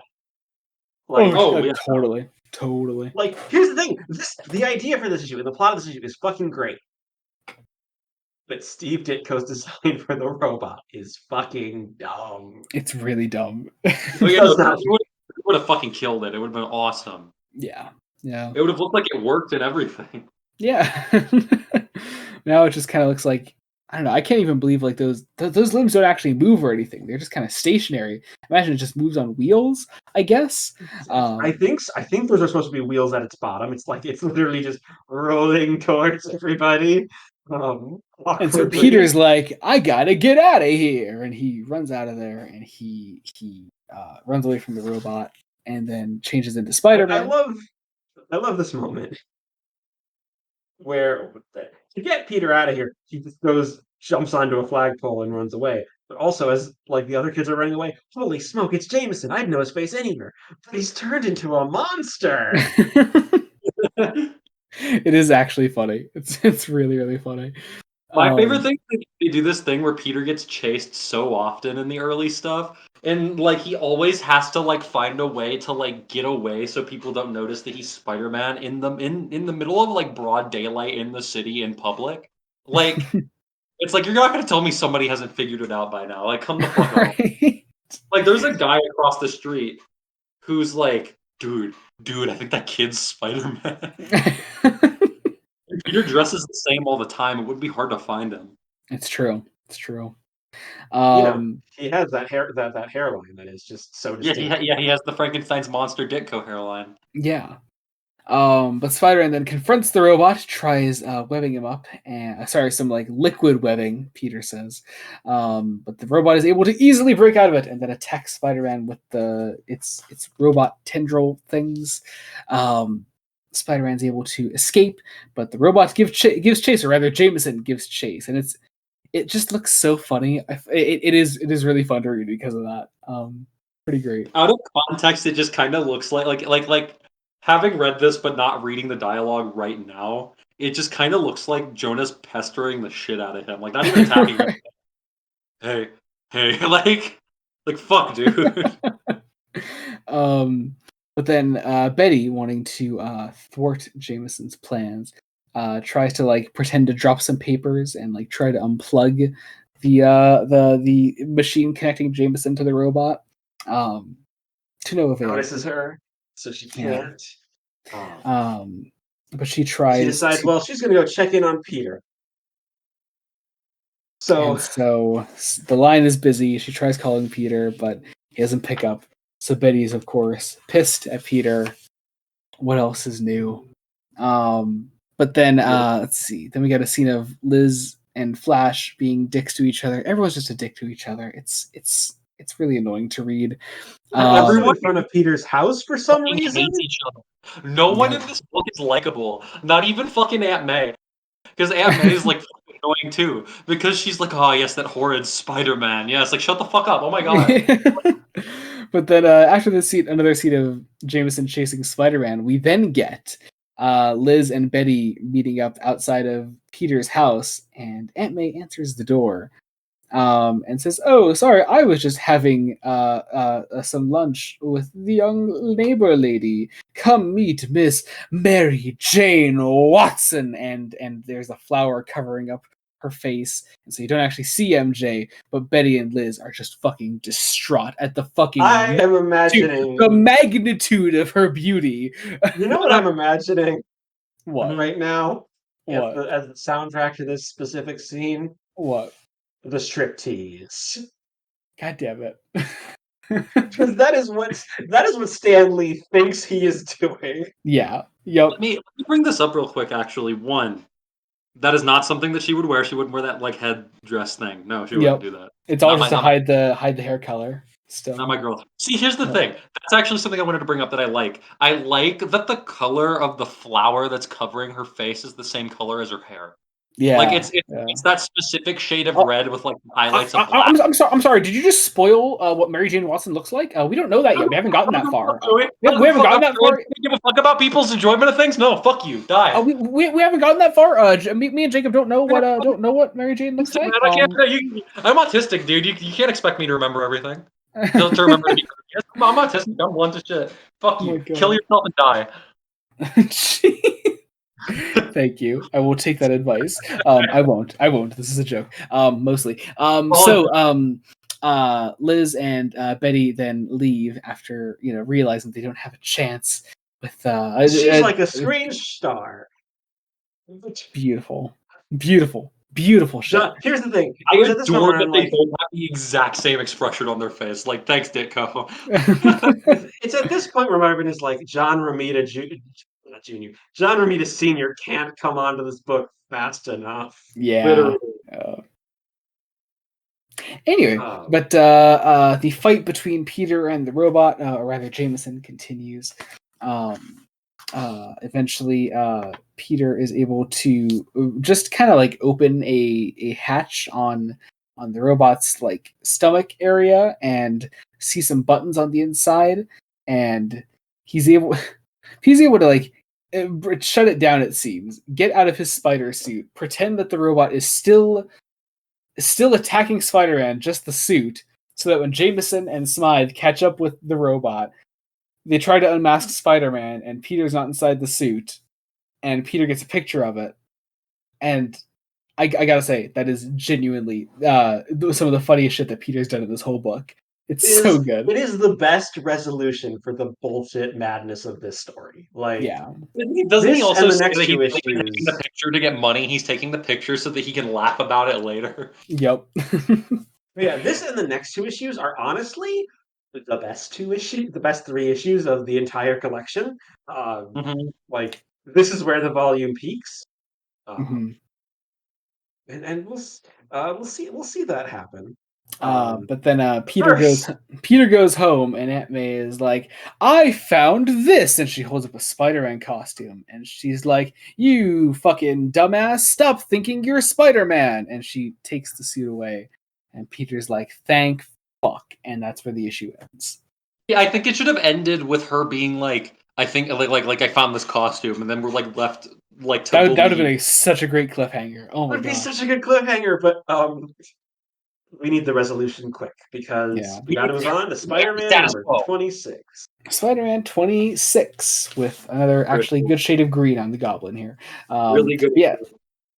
This is the Man in the Crime Master's Mask. The start of a 2-parter here, and like I like seeing this because you can tell that Lee and Ditko actually had a plan. The title page alone is this big question mark, Spider-Man sitting in it with the Green Goblin, the Crime Master, and Foswell, all sort of like standing in a row. It's really cool. It actually sets up a solid mystery and something that Lee had actually planned. I will say, like, the one thing about these next 2 issues that kind of brings them down ever so slightly for me. And it's oddly enough not a fault of the book, because it's the trouble of everybody knows who the Green Goblin is. So Yeah. like I don't entirely buy that. But Ditko and Lee do a genuinely great job of trying to sell the mystery of could Frederick Foswell be the Green Goblin, which is one of the threads.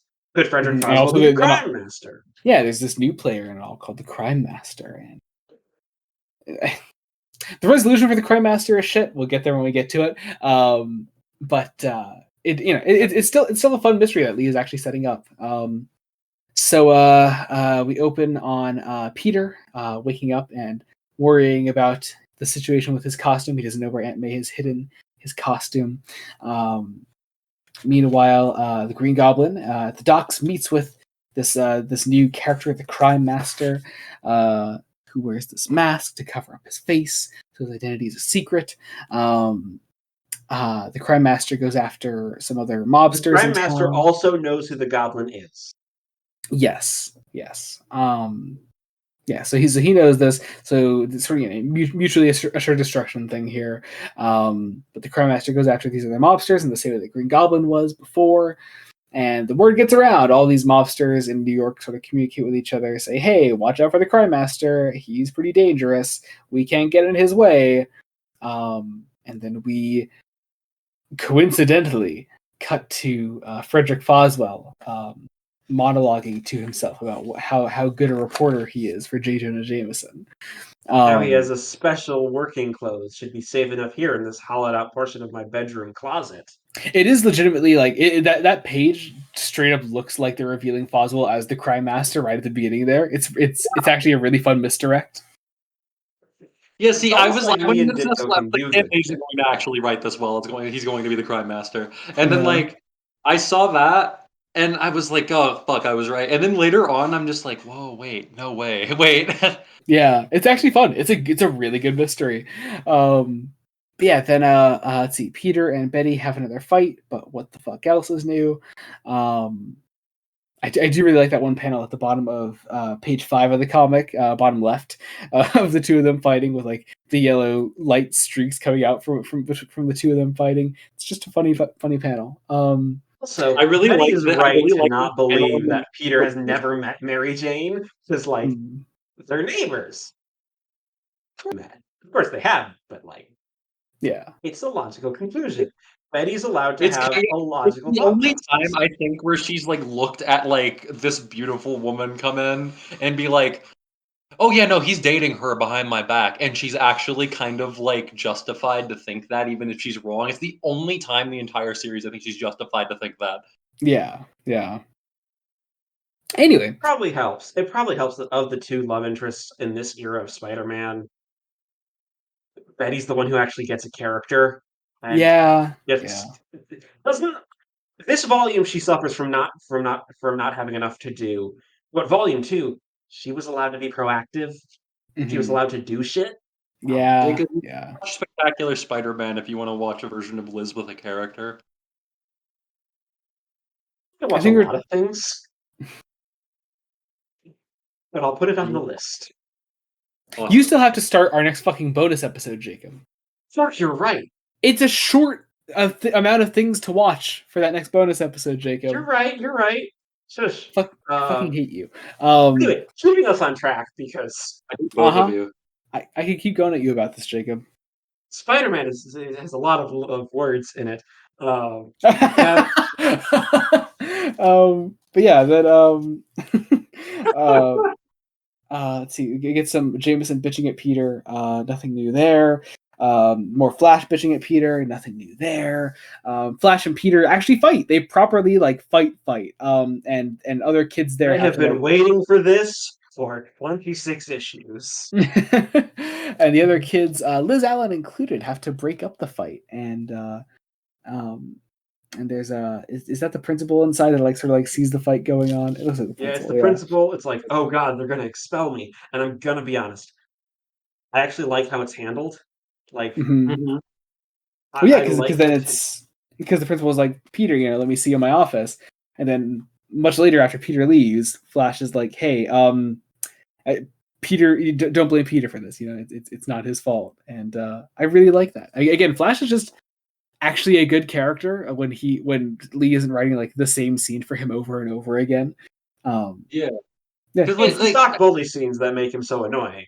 Honestly. Yeah, I love when Flash is like, because like later on in the issue, he's like, oh well, I didn't do that for you. I just wanted to take all the credit. And then like here, you could tell he's genuinely like, shit, I don't want Peter's life to be ruined. Fuck.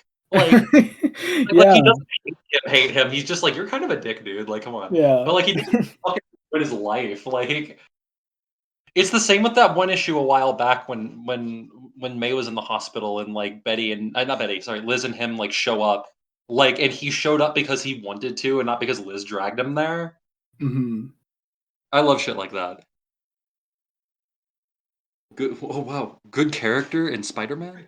OMG, it's more likely than you think. Actually, no, it's really unlikely. Actually, but I imagine it becomes more likely when the artist on this book changes. Yeah. Anyway, let's see. To get some Jameson talking to his rich fuck friends.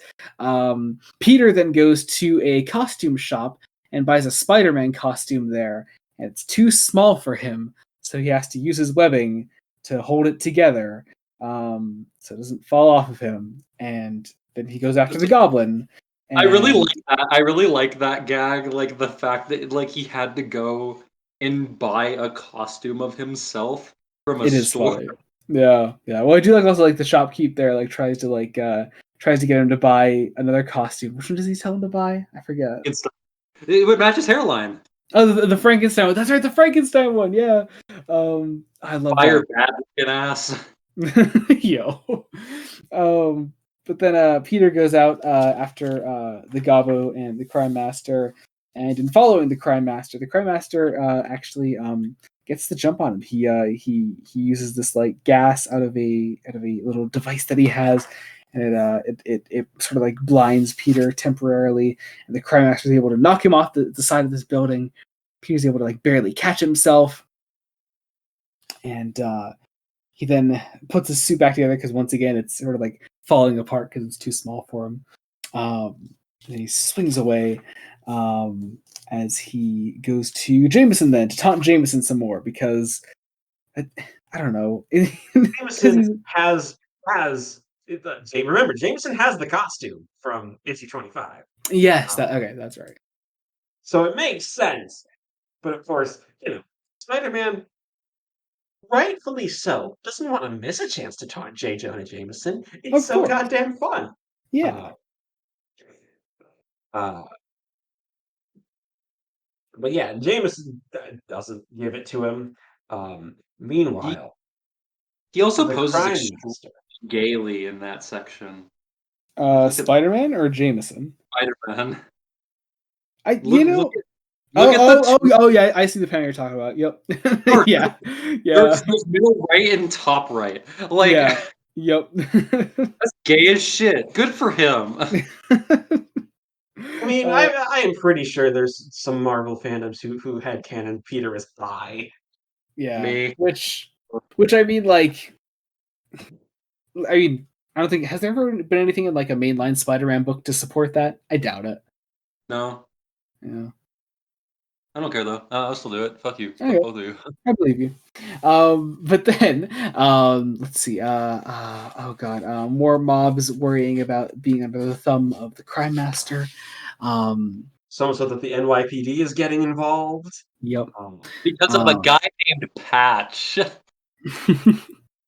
And then the Goblin goes after the Crime Master, and Spider-Man's involved in this whole big fight scene. Then the Goblin captures Spider-Man as the Crime Master is about to present himself as the ruler of all the mobs of New York, and we end the issue as Green Goblin is about to present the unconscious body of Spider-Man, bringing us to the Amazing Spider-Man number 27, and the funniest title page ever, because I could never get the image of what that looks like out of my head with the Goblin and Spider-Man there.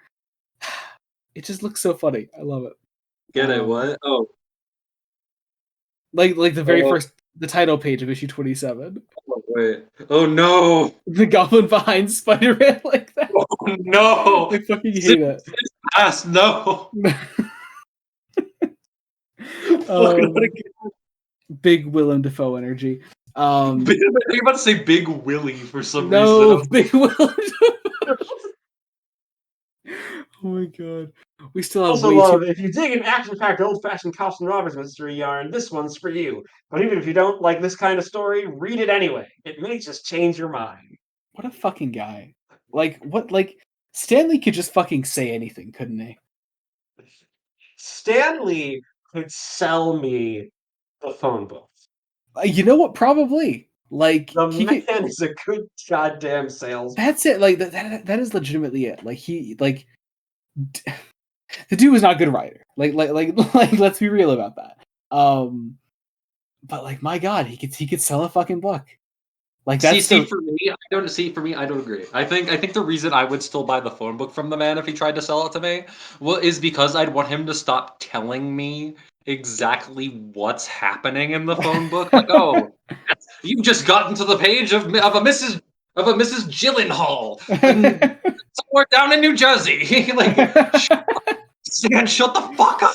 Let me have But wait until you get to the next entry, which is the best one yet, and the one after that is also the best one yet. And when you get to the one after that, you'll be a bit scared. It's sensationalist. The next one will be so scary for you, viewer. It's the Department of Justice. Get you the phone number of the president himself. Even if you don't like this next one, you're gonna read it anyway.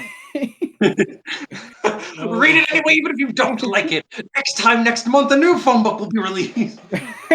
Why that? Even though like this is the only Stan Lee thing we're reading right now, I'm still excited to always come back to it. It's like I do have to the man's know, ridiculous. I do have to know. Did you guys like have phone books growing up? Yes.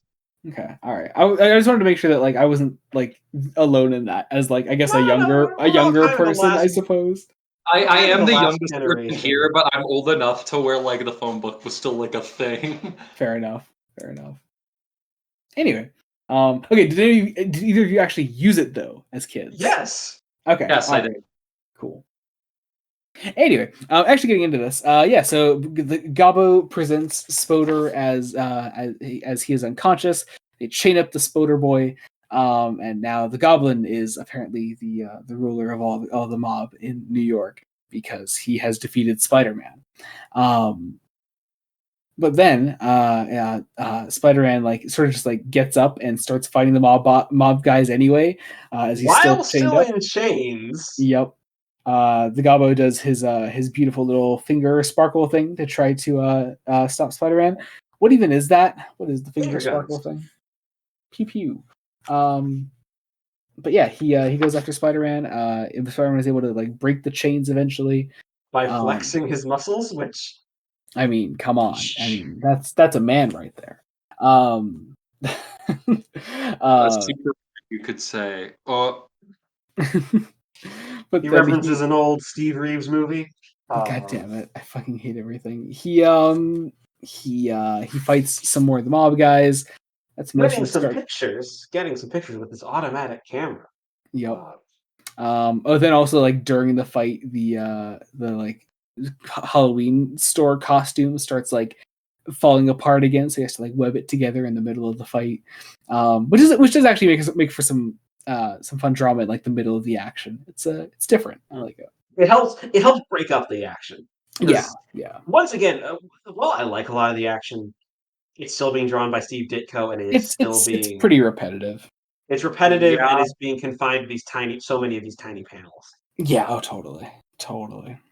But yeah, the Crime Master then escapes through a trap door in the warehouse. I guess, where are they fighting again? I think it's a warehouse. A warehouse by the docks. Yeah, and then Spider-Man goes after the Crime Master in the sewers beneath. Once again, being hit with that Crime Master's gas device thing. Pretty stunning pages, like that pages, like that specific page 9. Really good shit. I don't know. Why. Actually, yeah, I especially like the sort of green silhouette as he's like running through the gas. That's really fun, actually. Yeah, it's like I don't know why. It's just like I don't know why he decided to bust out the good shit for this specific page on right. the Yeah, whole fucking thing. you're right. It is really good, actually. But yeah, then Spider-Man goes searching for the Crime Master again, taunts Jameson some more as he's brought face to face again with Foswell, who tells Jameson, so Foswell is either the Crime Master or the Goblin. I don't know which one. You gotta believe me, Jameson. And he does. But it turns out that you know, uh, it's not true yeah, because Foswell has like evidence that the Crime Master is actually just a guy that Foswell knew back when he was the big man, known as Nick Lucky Lewis, um, who we've never met before. And I mean, like, I want to say it's almost kind of a good twist because it's like, oh yeah, Spider-Man doesn't know this guy, okay, but Foswell does, and that's why Foswell was able to crack it, but Spider-Man wasn't. But also, like, I feel like we should have at least seen Nick Lewis like once before, maybe. What's the line? There's like a line that Spider-Man says that kind of like gets like hits me in like that. Oh yeah, this was a Steve Ditko decision. Like the like it was he's like, oh, it was someone I didn't even know, and I was just like, oh, that's it's like the same reason why like the Green Goblin doesn't have like an identity yet, and like why Ditko didn't want the Green Goblin to have one. It's because he was like, oh, crime is anonymous. It's like, shut the fuck up, dude. well, because Ditko clearly thinks like, oh, I don't want the like.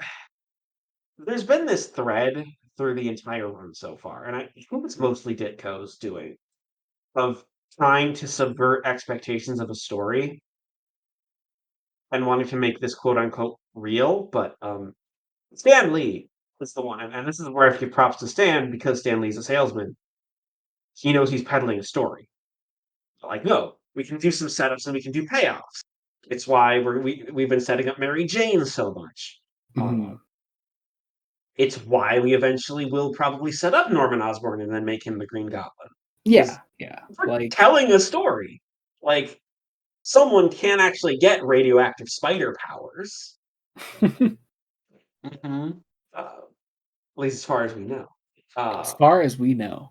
As far as we know.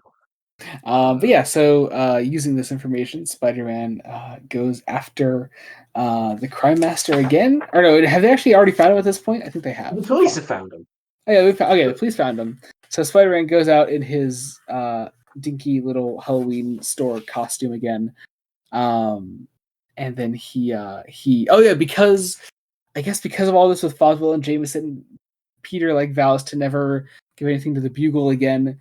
So he goes and gets his camera from the docks where he got all these great shots from the fights, and he goes to a different newspaper where this the Daily Globe.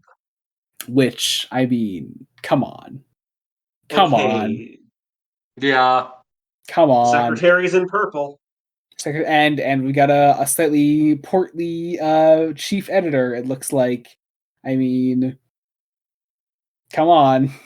Anyway, Yeah, so this guy is like, these pictures are sensational. Where'd you get them? And Peter's like, don't ask me that. And he's like, tell me where you got them from. And he's like, please, seriously, don't ask me that, man. He's like, where'd you get them? Like, I can't tell you that, man. I'm leaving. I'm out of here.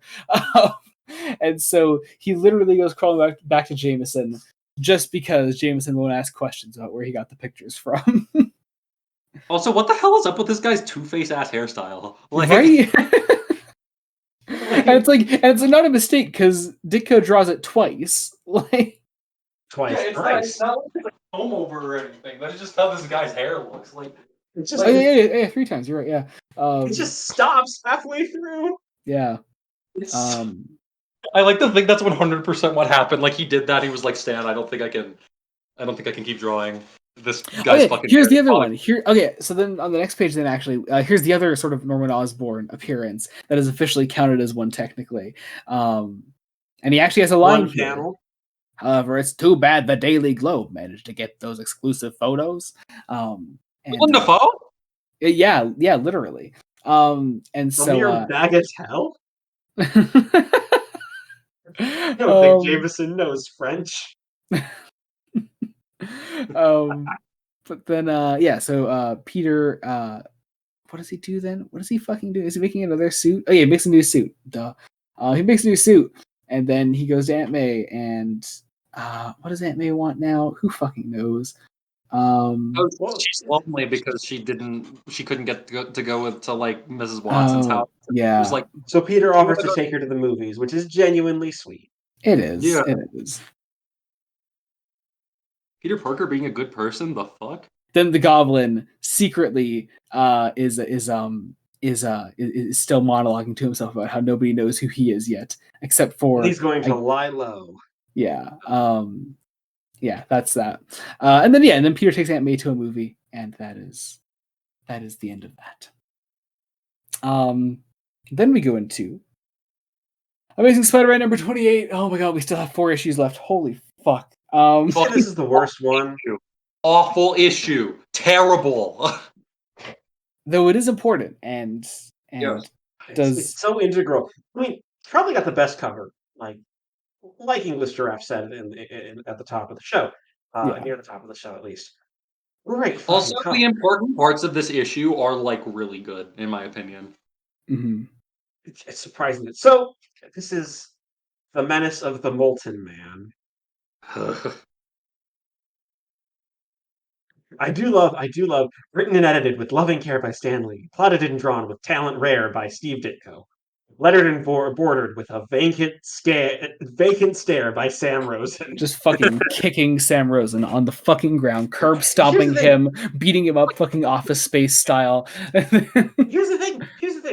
In Spider-Man, it always just seems to be Rosen. Like, Simic never gets shit on for whatever reason. Poor Sam Rosen. Was Rosen like an underling? So, like, did Simic have some sort of superiority? I don't know. I don't know. Anyway, we opened the issue. With a pretty good scene of Peter being brought over by his principal. It's about Flash. Flash explained that you were not at fault during the fight the other day, so forget the entire matter. I do kind of wish that this would have pushed forward Peter and Flash's relationship a little bit.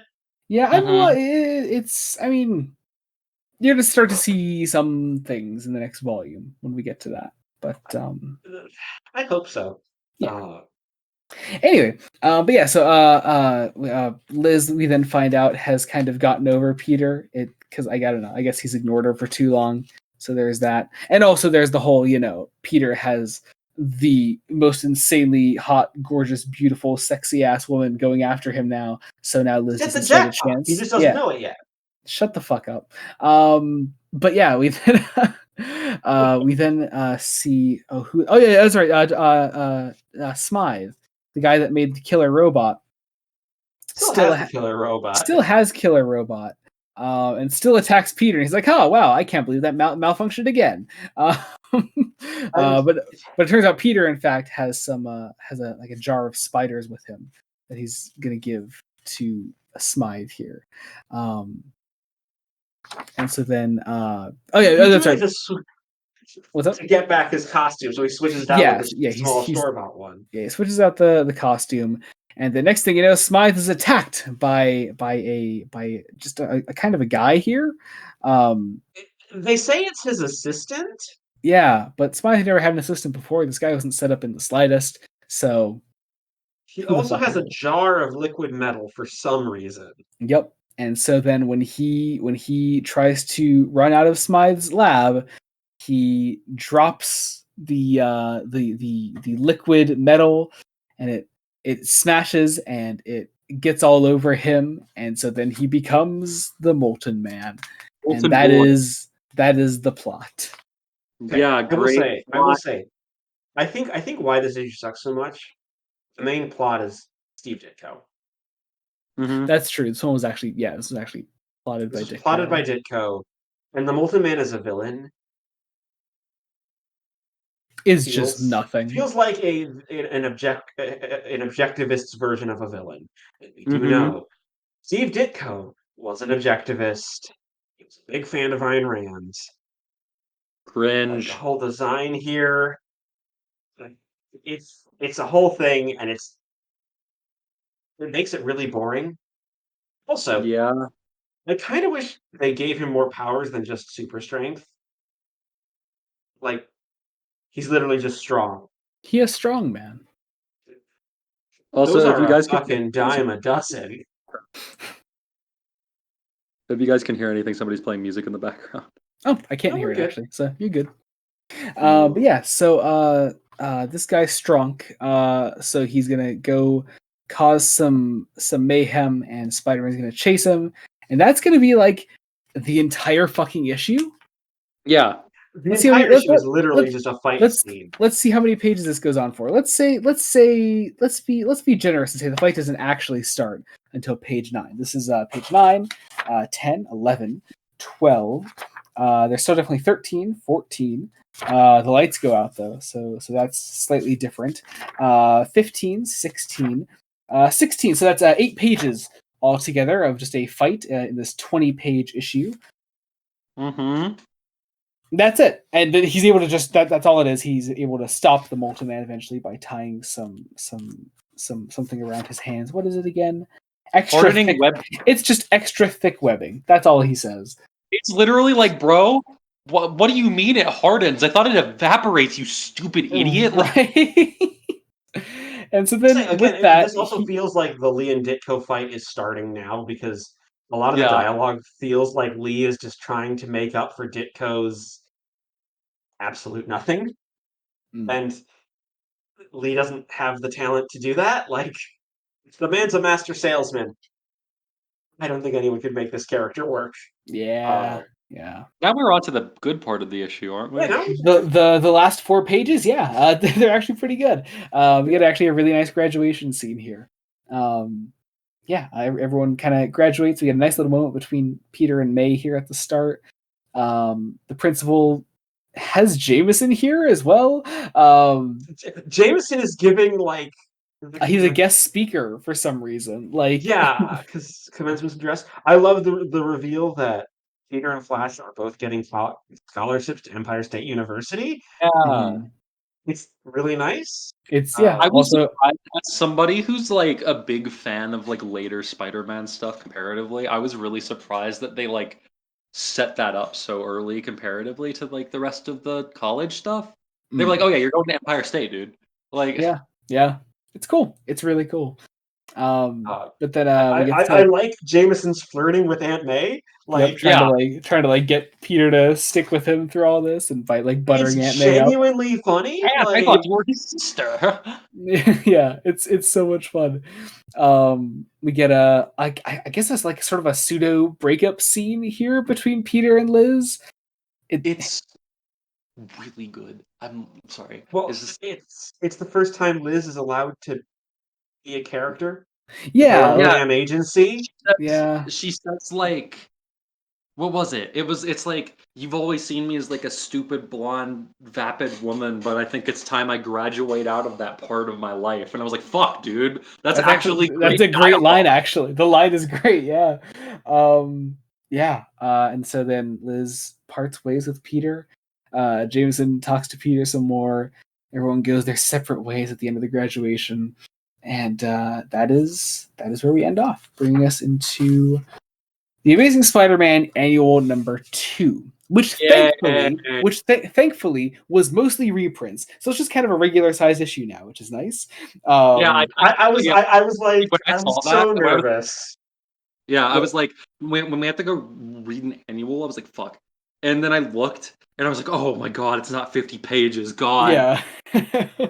Yeah, it promises 72 big pages on the front, but thankfully, yeah, it's just 20-page regular story, and then some little character bios at the end, like last time. Which I will say, character bios once again.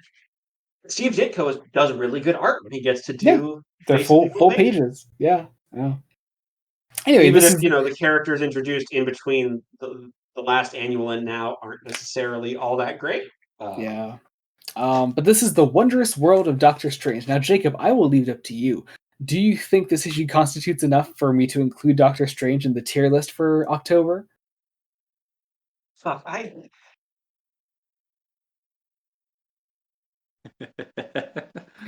no. No, I would agree. I was just curious what Because you thought.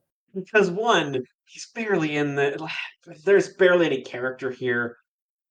You can just tell that Steve Ditko actually, I think at this point, genuinely prefers drawing Doctor Strange, though. Oh Like, yeah, yeah. Well, I mean, uh, it was where he actually like got to have some real fun with the artwork, and and he did. we have a mutual who Code doesn't do well with. who has been a guest on this podcast who adores Doctor Strange. It's true. And I genuinely don't want to get him mad when I put Doctor Strange in F tier because of this being my basically only Here, okay, okay, no. Let's be real though. Like, if so, you with the one Hulk guest appearance we did last time put Hulk in F tier, but like, I don't think the Doctor Strange appearance here is nearly as bad as that Hulk appearance. I wouldn't say he's F tier based on this. See, I remember him messaging me about it. He's like, "I'm so sorry, Jubilee. You're going to be mad at me about the Hulk tier list thing." I was like, "No, that was a bad appearance. I don't blame you." But no, like, I mean, honestly, yeah, I don't think it's a bad appearance here for Strange. But also, he just doesn't get to feature much, unfortunately. I think it's a bad. I just don't think it's Spider-Man. Yeah. Anyway, this is about a villain named Xandu, who is a wizard. Yeah, he wants a wand. He hypnotizes some dudes. The Wand of Watum is something I'm like vaguely familiar with. I swear to God, it appears again later in like other comics. I'm kind of surprised that this seems to be its first appearance in a Spider-Man book. Yeah, I know this is also Xandu's first appearance as well, which is interesting. Yeah, it's weird, but anyway, he's like Joey, you've read a decent amount of Doctor Strange. I read the first Masterwork volume, and I was not a fan personally. There were some good things in there, but I wasn't a huge fan, honestly. But I mean, this is fine enough. Xandu is like mind controlling thugs to do his work for him, and so he goes after Doctor Strange. And I don't know, Doctor Strange can apparently just be stopped by like two mind controlled thugs because they can see through Strange's magic when he uses it because they're being controlled by Xandu. Yes. Also, this isn't meant to be Sandman, but this just looks like the Sandman. It does, yeah. Exact same design, like, but it's not him, right? It's not. No, it's not. It's just a thug. It's just a thug. He's just a guy. Yeah. Once again, a lot of this ends up being just a bunch of action sequences in succession.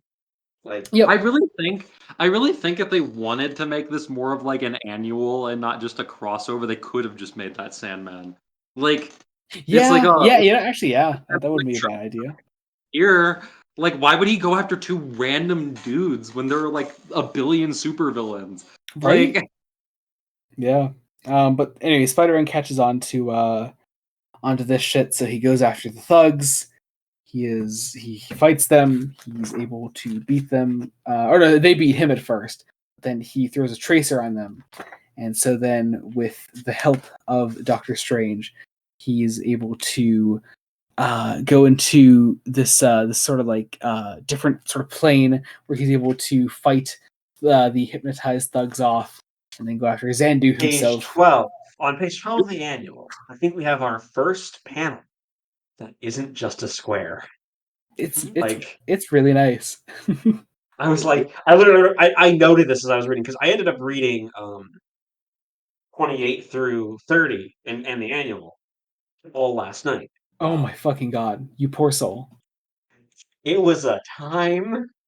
I read the Man issue and then the other two that we have left like literally an hour ago. Oh my fucking God. That's insane. But I will say, I love this panel. I love how trippy it is. Yeah. One thing I can say about those early Doctor Strange appearances is that Ditko doing the weirdness of the world of Doctor Strange it just really works. It actually like goes into it actually lets Ditko tap into a slightly more creative side of his abilities. It's cool. It's really cool. I think Ditko isn't really good at like the mundane sort of city aspect of things. Yeah. It looks fucking boring. But like, Yeah. I'd argue he's like Marvel's Mystic equivalent to like Jack Kirby being really good at sci-fi. Oh yeah. Probably fair. Yeah. But yeah, so then we're able to stop the thugs and stop Xandu with the help of Strange, and it's fun. It's a fun time. They get the wand back and they give it to Strange, and that's it. The Strange and Spider-Man go their separate ways, and that's basically the annual. I will say it's nice that Spider-Man has met a superhero who doesn't hate his guts. Yeah, isn't that Yeah, he's nice? Spider-Man. He's like, fuck yeah. You know what's really funny? We sort of did adapted material for this episode because you watched your first MCU Spider-Man movie, but it's kind of funny that in this volume we have both Mysterio, who's in the second MCU Spider-Man movie, and a Doctor Strange crossover, which is the third Spider-Man MCU movie, and we did none of those. We did none of them. Of moments in these specific issues that you can find in like the films later on. Yeah, I can't remember like a lot of the specifics, but there's just like a lot of really random shit that were lifted from these issues and put in some of the films. Anyway, there's some nice little pinups about some of our villains at the end. We've got, of course, the Circus of Crime, the Scorpion, the Beetle, Jonah's Robot, which gets its own page. The Crime I love Master. that Jonah's Robot gets its own page. It's will you ever forget the fun and excitement of the chase between our hero and this unique, deadly robot who is created for only one purpose: to destroy Spider-Man? Even if you forgot it, it's a lead pipe cinch that old Jonah never will. It's really funny. Anyway, so we get into our next issue then with Amazing Spider-Man number 29, where the Scorpion has returned. The title of which is Never Step on a Scorpion, or You Think It's Easy to Dream Up Titles Like This? Yes, actually, Stan, yes, I do. I think it's extremely easy. I do also like the credits. When Academy Award time rolls around, leave us not forget. Writing and editing by Stan Lee, plotting and drawing by Steve Ditko, lettering and loafing by Sam Rosen. Again, just fucking curb stomping the guy. What the fuck? Anyway, getting into this. The Scorpion has escaped prison. I was like genuinely glad when I read The Scorpion has escaped prison. Because he isn't let out. He just wasn't let the fuck out. Yeah, that's true. Also, slightly more creative layout. A little bit, yeah. We're starting to play around with it a little more. But then Peter meets up with Betty, and Ned leads his return from Europe, and that's the drama there. Jameson is told that the Scorpion has escaped prison, and he starts sweating profusely and pacing his office and becoming a little bitch about it all. Because, Jameson created another fucking supervillain, and this is all his fault. But I say another. Wait, was there another one before that? There was. Who was it? Or at least he enabled Mysterio. That's what I'm thinking of. Okay. He enabled Mysterio. He's an J. Jonah Jameson, supervillain enabler. Yep. Literally. And that makes him just as bad as a supervillain. That's a lie. Controlling the robot to kill Spider-Man makes him just as bad as the supervillain. That's true. That's true. Capitalist makes him worse. But let's see. Then Spider-Man goes out to try to find the Scorpion. Yawning again. Oh my god! It's almost like this isn't good. He goes after the Scorpion. It's the same. It's the same as the original Scorpion story, just again. You know what? You are not wrong in the slightest. Yeah, Scorpion is just kind of like running around town, and Spider-Man's chasing after him. Scorpion goes after Jameson. Spider-Man saves Jameson by fighting the Scorpion. Oh, let's count how long this fight goes on. Page 9, 10, 11, 12. There's a little break to see what Jameson's up to, but then... the break at 13, page 13, genuinely helps break it up. Mainly because Betty and Ned get a scene together. But then it's pages 14, 15, 16, 17. 18, and that's where the fight ends. Again, and that's even longer than the Molten Man fight. That's 9 pages of fighting, not counting the breather in the middle. And Yeah, so again, the so let me problem be is real quick. oh, I you go ahead. skimmed these 2 issues. I had to because Yeah, like I don't I blame tried. you. I fucking tried, and I got so like close to being able to actually read it. And I skimmed this issue and the last one because I just couldn't fucking do it. I Well, just looked. this one doesn't do anything new. It's just it is the exact same as the last Scorpion issue. Like For these next few issues, I just like look at. I just like looked at the character drama shit and none of the superhero stuff because I was like, this is the only parts of the story that'll matter ever. right, yeah. There's actually some fun character drama towards the end here though, where Peter, after talking to Aunt May for a little bit, he then calls up Betty, and Ned is like, Betty is so distressed from the excitement of the bugle that she needs to lay down and rest, and I'm here to look after her. And Peter's annoyed at that because Ned is with Betty, and then Aunt May has a fall. She almost faints as she drops a glass, and she tells Peter she's going to be okay because she doesn't want Peter to worry about her. And that's our big character drama to end this issue as we go It's into our really final. Oh, sorry. Go ahead. It's really funny too because like Stan has to justify why she doesn't tell him otherwise because she's like, oh my god, what if this is serious? I don't want my baby boy, my little nephew to be alone. And then she goes, well it can't be serious. No, it can't be. And I'm just like, girl, if you told him, then maybe there would be a chance that you won't die from old disease, from the disease people. Bitch. You Oh my god.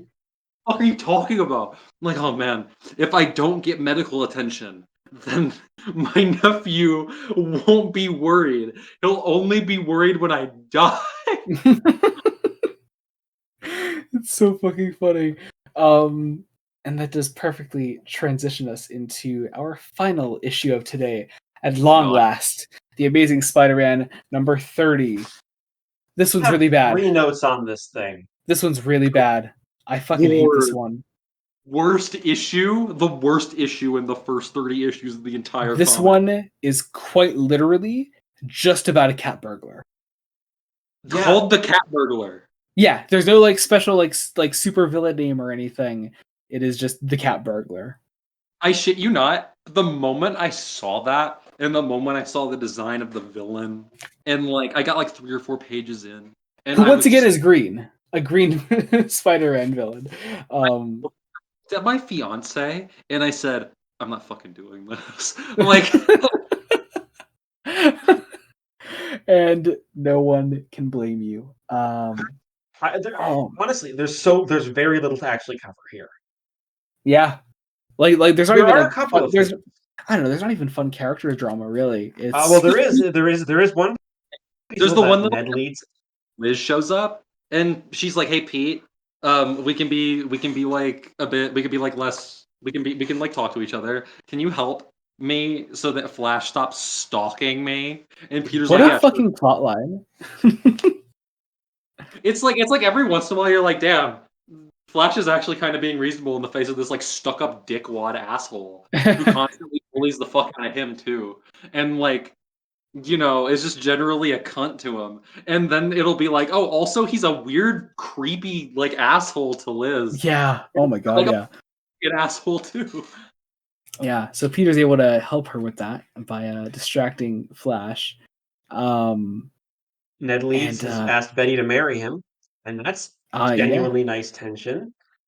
Yeah, because then we get a great little like argument here between Peter and Betty, and Peter storms out. Betty cries, and Peter's sad as well, and they both want what's best for each other, but they're too sad to give them that.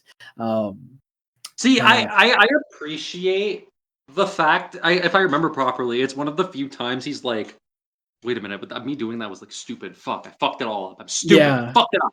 And that's true. he just yeah, and then Yeah, my big problem with it is that it doesn't outright say that the reason he's not going to be with her is because he's like I think it'd be shitty of me if I kept being with her, knowing that I'm Spider-Man and knowing that she wouldn't want to be with me if I was Spider-Man. Like, he doesn't say that. She brings up that that's the case, and then he makes the decision. But it comes off more like he's like, "Oh, she'll never accept me. I'm so misunderstood." But like, the mature response to that would be, "Yeah, no, I like that. It'd just be shitty of me to be in this because I'd be treating her wrong, lying to her. Like I'd be Yeah. lying to her, and the thing I'm lying to her about is a deal breaker. Like that should have been the end of it. Like." And I thought that's where it was going, and I was really disappointed when it wasn't. I was like, maybe something in this Yeah. issue would be worth it. And it's not. Yeah. So Peter or Spider-Man fights some more mobsters and goes after the cat burglar, who's, I don't know. This isn't a character. This is just A cat burglar. I can literally offer no commentary on this character. There's nothing to talk about. But then let's see. Every time I read this, I'm thinking, they could have just made a Selena Kyle ripoff, and that would at least be fun. Yeah. I mean, they did that eventually. Yeah, they did. They literally did. And I'm sure that she's fun because she's, I think, created by Marv Wolfman, or Wolfman had a hand in developing Felicia Hardy. Conway, I forget. think. Was it Conway? Someone who knows how to create a character. Yeah. Yeah. But then Spider-Man fights the cat burglar and defeats him and leaves him for the police. And that's it. Spider-Man. Oh, actually, you know what? Okay, this could sound stupid. It's a stupid visual, but I do like the visual of the final panel of like Spider-Man. Wait, sorry, it was Wolfman. Oh, it was Marv. It was Marv Wolfman, Keith Pollard, and Dave Cockrum. Cool. Also, I want to say I'm stupid as shit. This is the only thing I have to say about this whole issue because it has nothing to do with the issue. Just the fact that we brought up fucking Black Cat. I typed Black Cat into the Google search bar, forgetting that cats that are black exist. And so I typed Black Cat, and then a black cat showed up, and I was like, "Fuck you." Weren't you also the one that typed in Civil War, forgetting there was an actual Civil War, and you were thinking of Marvel Civil War? Listen, I'm not only the one who's done it, I've done it several times since middle school. I believe you. What I was saying was that I do really like the final panel of this, the image of Spider-Man being the thing that stands between Betty and Peter being happy. That unknowable thing that stands between the two of them. Like, oh God. That's the end. That's the end. And thank fuck for that, because we've got something much better to talk about next time. But honestly, really, we would not be where we are, that being having survived this episode without our wonderful guest today. Truly. We did talk adapted material, though. We did. That. I don't think I would have survived it if I didn't know I was going to be here to talk about it. But Jacob is right. We did do some adapted material, or rather, we just kind of like wanted to watch a Spider-Man movie for this because there are a lot of Spider-Man movies, and you had never seen an MCU Spider-Man movie before. I have not. Yeah. So tell me about Spider-Man: Homecoming, Jacob. It's fine. Like it's the definition of a fine enough film. Yeah. Michael Keaton's great. Michael Keaton's awesome. Yeah. I like Tom Holland in the role. Like he's okay. He's doing his best with less material. I really Zendaya is given nothing, but she takes that nothing and runs with it because she's actually a really good actress. They should have just called her Mary Jane. Sex with and a racist fan. Well, mostly racist fanboys be damned. Yeah. I like Robert Downey Jr.'s performance, but I don't love Spider-Man being basically Iron Man's apprentice. Yeah, it is. Yeah, I get that the MCU wanted to do something different because we had two. So here's the thing. So with the MCU Spider-Man trilogy, it was part of the Sony Disney deal that that each one of the Spider-Man movies in the MCU had to have a prominent MCU guest star in each one. So Iron Man was it for Homecoming. Nick Fury was it for Far From Home, and then Doctor Strange was that one for No Way Home.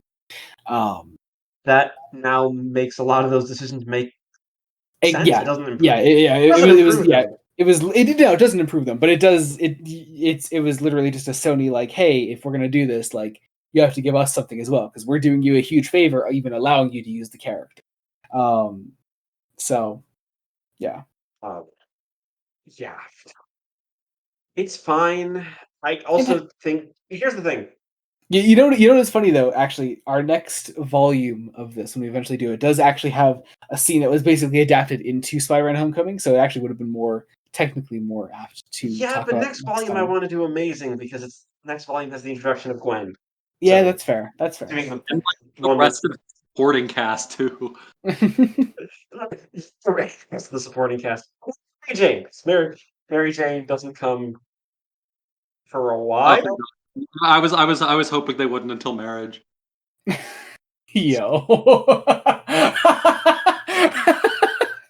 That was yep, that's the end of the episode. That's it right there. Wait, no, I have a couple more things to say about Homecoming. Fine. We had a perfect button on that. I know, but I want to say John Watts is not a great director. Like, that's true. That's a big fact. He is fine. Like, aggressively good. I have said I know I said to you when you were watching it, I was like, he's a very corporate director. So he's kind of like a perfect MCU director in that regard. Like he will give a studio exactly what they want to see. Really safe. Which here's the thing. I'm not the biggest fan of the Garfield films. I love the Raimi films. But both the Raimi films and even the Garfield films had their own sense of style. Yeah, exactly. Like, I don't know. I don't think Mark Webb was a terrible choice for the Garfield films, and of course Raimi. And of course Sam Raimi is fucking Sam Raimi. You know, I mean he's perfect. I think the Garfield films, at least for me, the second one suffers from being overstuffed, and it's the Sony wants to create a big shared universe in a lot of ways, and that informs a lot of the way, especially the second one fails, in my mind. But it's not the fact that it's but it's not like this is always a poorly shot film. Like Spider-Man: Homecoming.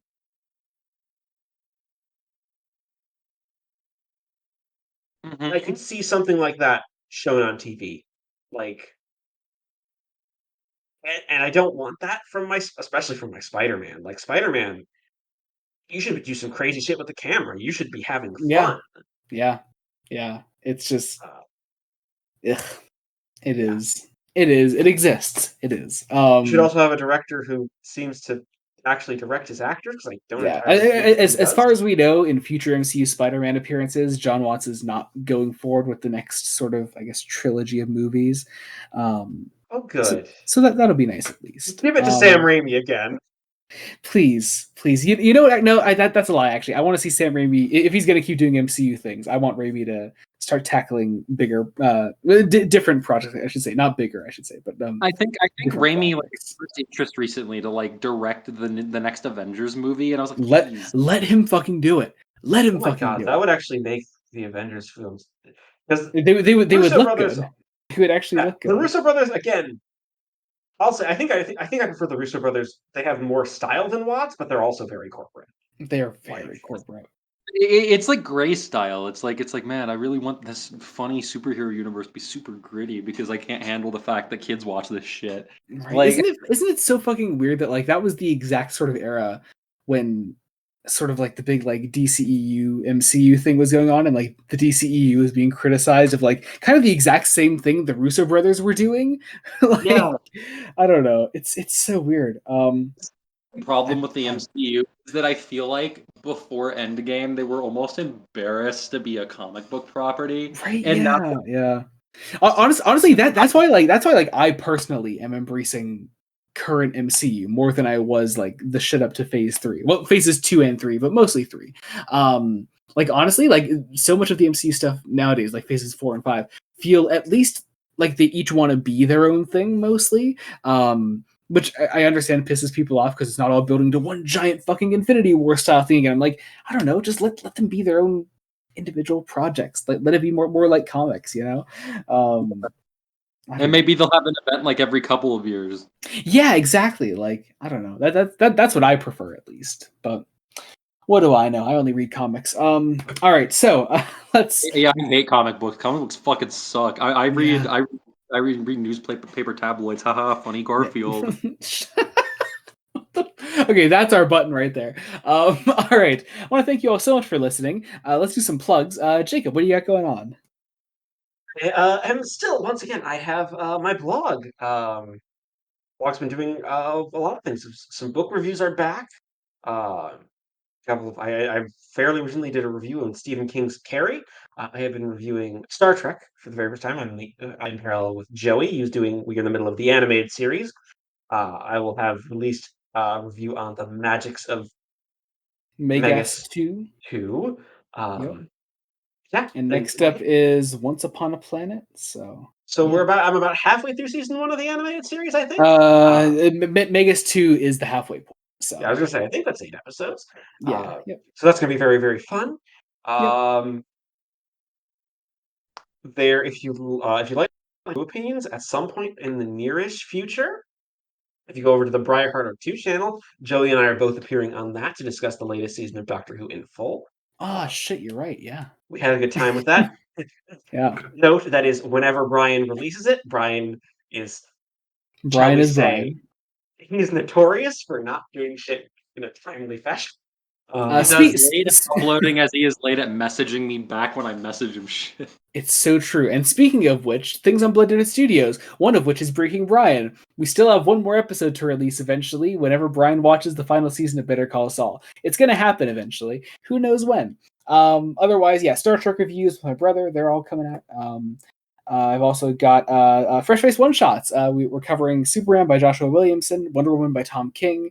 They're both going to have tie-ins coming up for the Summer DC event, Absolute Power, which we are also covering on the channel. Batman Brave and the Bold by Various, as well as the Robin Lives mini-series coming up. So we're covering all that. It's going to be super fun. We also have some commentaries coming up, too. Yeah. On the channel. So keep an eye out for that. Yeah. And yeah, I think that about does it. Oh fuck, we never revealed what the next episode is. I think they should already know at this point though, right? But go ahead, Jacob, anyway. Well, once again, we are moving 1 decade into the future and doing volume 3 of the Mighty Marvel Masterworks collections for the Uncanny X-Men by Chris Claremont. Yes, let's go. And I think John Byrne is on this one. I think John Byrne on art for that one. Yep. Yes. Which I'm very excited for. Yeah. Oh, sorry. A quick question. Who is fronting right now? June. Okay, June. Anything? I don't know if there's anything that you would like to plug or anything, or just talk about anything that you have going on that you might want to promote or anything like that. Yeah, a few things. So first off, I would like to say head over to Spectral Horizons and watch the trailer for Doctor Who and.